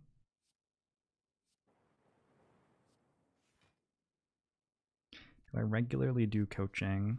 Is this coaching? I feel like this is Sort hanging out. of coaching. Yeah, I'm actually learning a great deal. The brain is pretty much broken by this point. I think the hard run we've been discussing sort of off the menu by this point, because sure, no problem. I feel like I'm, out of cheese era. As I keep on thinking that people are like must know Pratchett and must be able to quote Pratchett from random points, but that's probably not true. My partner has read every Pratchett book multiple times. She absolutely loves them. She got me to read the first half of his oeuvre before I was like, hey, I would like to read something else sometimes. So I've read the first half of them. I read them a bit growing up as a kid too. Yeah, definitely by this point, not enough cheese. What's your favorite Discworld? That comes from basically, there's for those of you who are unfamiliar, there's like in the later books, in the Unseen University, they create this supercomputer called Hex, and it runs on like mice running around in it, make it work, and mice need cheese, so when they run out of cheese, it prints out a message, out of cheese error. And I don't know why this would be funny to anyone, but it's extremely funny to me. Or I don't know. Funny is maybe not the right word. It just makes me feel all warm and fuzzy inside. It is. What's the word? It is peculiar to you. I think we'd say that it's peculiar to you. I think that sort of gets it. Maybe not quite. There is an old meaning of peculiar that I think fits what you're describing very well. I go +2 max HP. Don't need that stuff. And now it's boss fight time against the Donut and the Deca. And we're going to do very similar things, but we're also going to use our potions. I'd upgrade. I guess I'd defend. Seems fine. Nostalgic is another way of saying that. Yeah. I actually reread random Pratchett every now and again just to feel better about life for a while. So I would go Equilibrium. At this point, it's okay to take some damage while you're setting up. So I'd go Equilibrium, Machine Learning, Ball Lightning. You want to kill the Donut first. Donu buffs their strength, whereas Deca gives them shields and gives you dazes. And generally, for most decks, the buffing strength is more dangerous. So it's not always true that you kill the Donu first, but most of the time it is. You don't want to dual cast You can use Okay, dual cast and, on a Frost Orb later. I wouldn't use just briefly. potions yet. Yeah, okay. You'll I would use the power potion after Echo forms in play, basically, so that you can play the power that you get from it twice. And then once we see what the power potion is, the darkness potion is going to be different value. So this turn I would play Echo form, I'd use the energy potion to play some block, and that would be my turn. Get the glacier down, get the... Probably play like a cold snap and then play a dual cast. Seems good. Even Peter goes, but Jorbs, what about potions? There's a meme in this channel that I don't use potions. Potions have a lot of value because you can have them available for a bad turn, and so not using them is sometimes the most valuable thing you can do with them.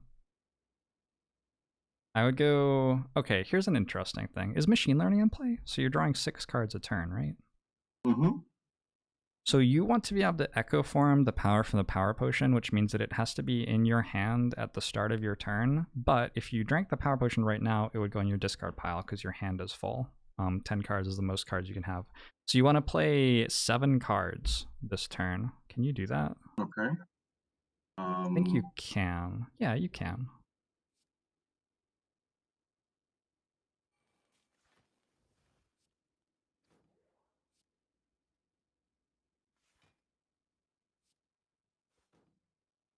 Potions are like intercontinental nuclear missiles. That's... maybe. Do we need the buffer in play? No. Not right now. You can go defend, self-repair, and hologram back something. You'll work it out when you play the hologram. I'm sure there will be something in there that's obvious. You actually have the exact same potions right now as I have in the Watcher run that I was doing before we started our thing. I just looked at my game window and I have the same potions and it freaked me out. Okay, so now yeah, take a look at the power potion. See what it's got. I guess take 2 loops. Yeah, that sounds good. And I would not play the defrag. I would go ahead and get double defrag as well. So instead we do... Cat locked. The cat's locked in the... That was... You can let him out. Sorry about that. No, that was very cute. I think Caitlin's cute too. Buffer and things? Yeah, buffer's fine. It, like, all the things you do win now. So the coolest thing you can do with the darkness potion is, I guess, like, play the darkness potion now. And then that'll give you a ton more damage at some point. But that means we you don't wanna... play the ball lightning yet, yeah? Yeah. Hold off on playing the other orbs for a little bit and just use your block cards and see how big you can get them. See if you can blow them up.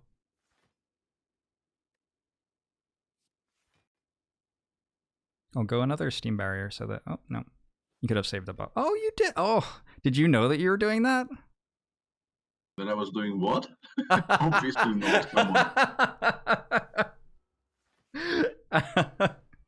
That you were proccing Ornamental Fan to get enough block for the turn. I'm assuming that was... I'm assuming that was just fortuitous. No. Alright. No. Obviously not. Go double defrag. Yeah, we were planning to do that. Yeah, and you can play the Equilibrium too, and you just use your last buffer stack. That's no big deal. Thanks for the 5 months, Tragic Hysteria.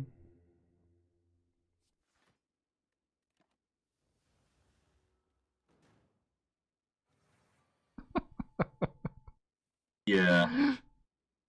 Okay, so you don't want to block with Glacier yet, I guess. So probably what you want to do is like go double defend. And then I think at this point it's fine to dual cast one of the Dark Orbs. I don't see why not. So that... Whoa. Yeah, dealt some damage, huh? And then you can cold snap since you have an orb slot open now. And let's say you need another how much block? So like Steam Barrier and Hologram can get back dual cast for next turn. You can do it again.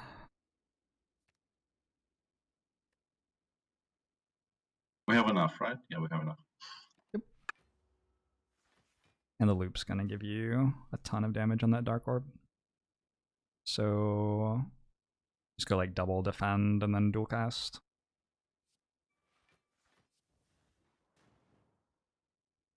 It's a pretty good potion. Like Yeah. 600 damage or something over the course of a few turns. Do we play? I mean, I like Ball Lightning Compile Driver. That draws you a bunch of cards. And you want to get rid of the last Dark Orb? I'd go for the Ice Claw. And you do take a little bit of damage here, but it's not a big deal.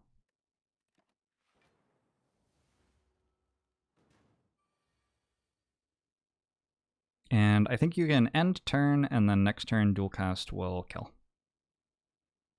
Let the Dark Orb keep stacking up a little bit more. My favorite thing about your commentary, because Jackal, when you just said you're a fantastic commentator and you manage to keep players' decisions in context. And you talked about how you had to put up with people seeing the engine recommending moves that no one would ever see and talking about blunders and stuff, and how you tried to put that in context properly. I love that when I'm watching you comment on a position, you're talking about things in the way that the player might think about them, and you might recommend a move, and I can see the engine, and I can see the engine recommends another move with like an extra 0.2 score or something, but you can explain why the move that you recommended makes sense and why someone would arrive at it, where like the only reason you'd arrive at the engine move maybe is if you were looking at the engine, and that just makes watching chess so much more fun. I think the combination of that plus having the engine for later maybe is like just the best chess watching. We won, by the way. Killed him. Why, thank you. It's very kind of you. Oh, it's a wonderful show. It's so crazy that it's absolutely insane that at any point anybody anywhere in the world with an internet connection can sit down and watch a video of the best chess players in the world playing chess against each other, and it has commentary from the other best chess players in the world who are commentating on it, and it has an engine that is an even better chess player to fall back on if they want to do extra analysis. It's such an incredible wealth of human knowledge and technology and decision making, like an incredibly rich tradition and body of data and stuff. It's so cool to be able to be a part of that. Just as a viewer, I mean, for me. No, I agree. I think chess coverage is definitely, in its prime right now. It's going to get better, but it's fairly good right now, and it's nice to be part of it. Cool. Well, thanks for coming on. Thanks for doing a run with the charity and for putting up with my questions about chess and the like, and my questionable guidance in Slay the Spire. No, the guidance is definitely not questionable. Sometimes it does break the brain a little bit, though. Yeah, it's a difficult game. I can only play Slay the Spire as somebody who is an expert at it, I guess. I can only play it for 3 or 4 hours a day before my brain breaks. So you just got submitted to 3 hours of me talking about it as somebody who doesn't have a huge amount of experience with it. I'm sure that that's a ton of information. Got that? Yep. Where would people go to watch your commentary? There are actually a couple of places where you show up, aren't there? Yeah, there's a number of places. Like the Grand Chess Store official website has easy access, but also I think it gets ported to like Chess24 and have a YouTube stream. So there's a variety of ways of watching. And the next event starts if we can plug that for a second. The next event course. starts on the December 2nd. They will play the finals in London. It's a really, really nice lineup. And I mean, Magnus is in it, and the other people are also not half bad. So. And you're commentating on that with the St. Louis chess crew, which is yourself and It will be me, Jennifer. Jen, and it will be Alejandro. Alejandro. Yeah. So should be a ton of fun. Sweet. Well, I'm gonna definitely be watching that. Thanks for joining me. And Thanks for having me. And yeah, the good chat luck with the says rest of that the they stream. absolutely adored having you on. I've had people coming in and like asking if And it's their I am birthday now, because Peter's here. yeah, and I'm now in the slash pasta, which is Congratulations, I guess. That's yeah. Does that It's go on your resume at this point in your life, or definitely probably a badge of honor of some sort. definitely of some sort? Yeah. I that will be there forever for me. I'm never gonna be able to get away from that. So that's good. That's wonderful. Okay. Yeah. Memory. All right. Yeah, So cheers. I will let you get on with your night. Hope you enjoy your evening in St. Louis, and don't be shy. You're Polberta on Twitch as well, right? I'll plug your channel in case people want to follow. Although I know you don't stream super often. We might do something from here because days are long and there's not much to do, and I actually have a second screen for a change. Cool. Yeah. All right. Well, have a good one. Thank you.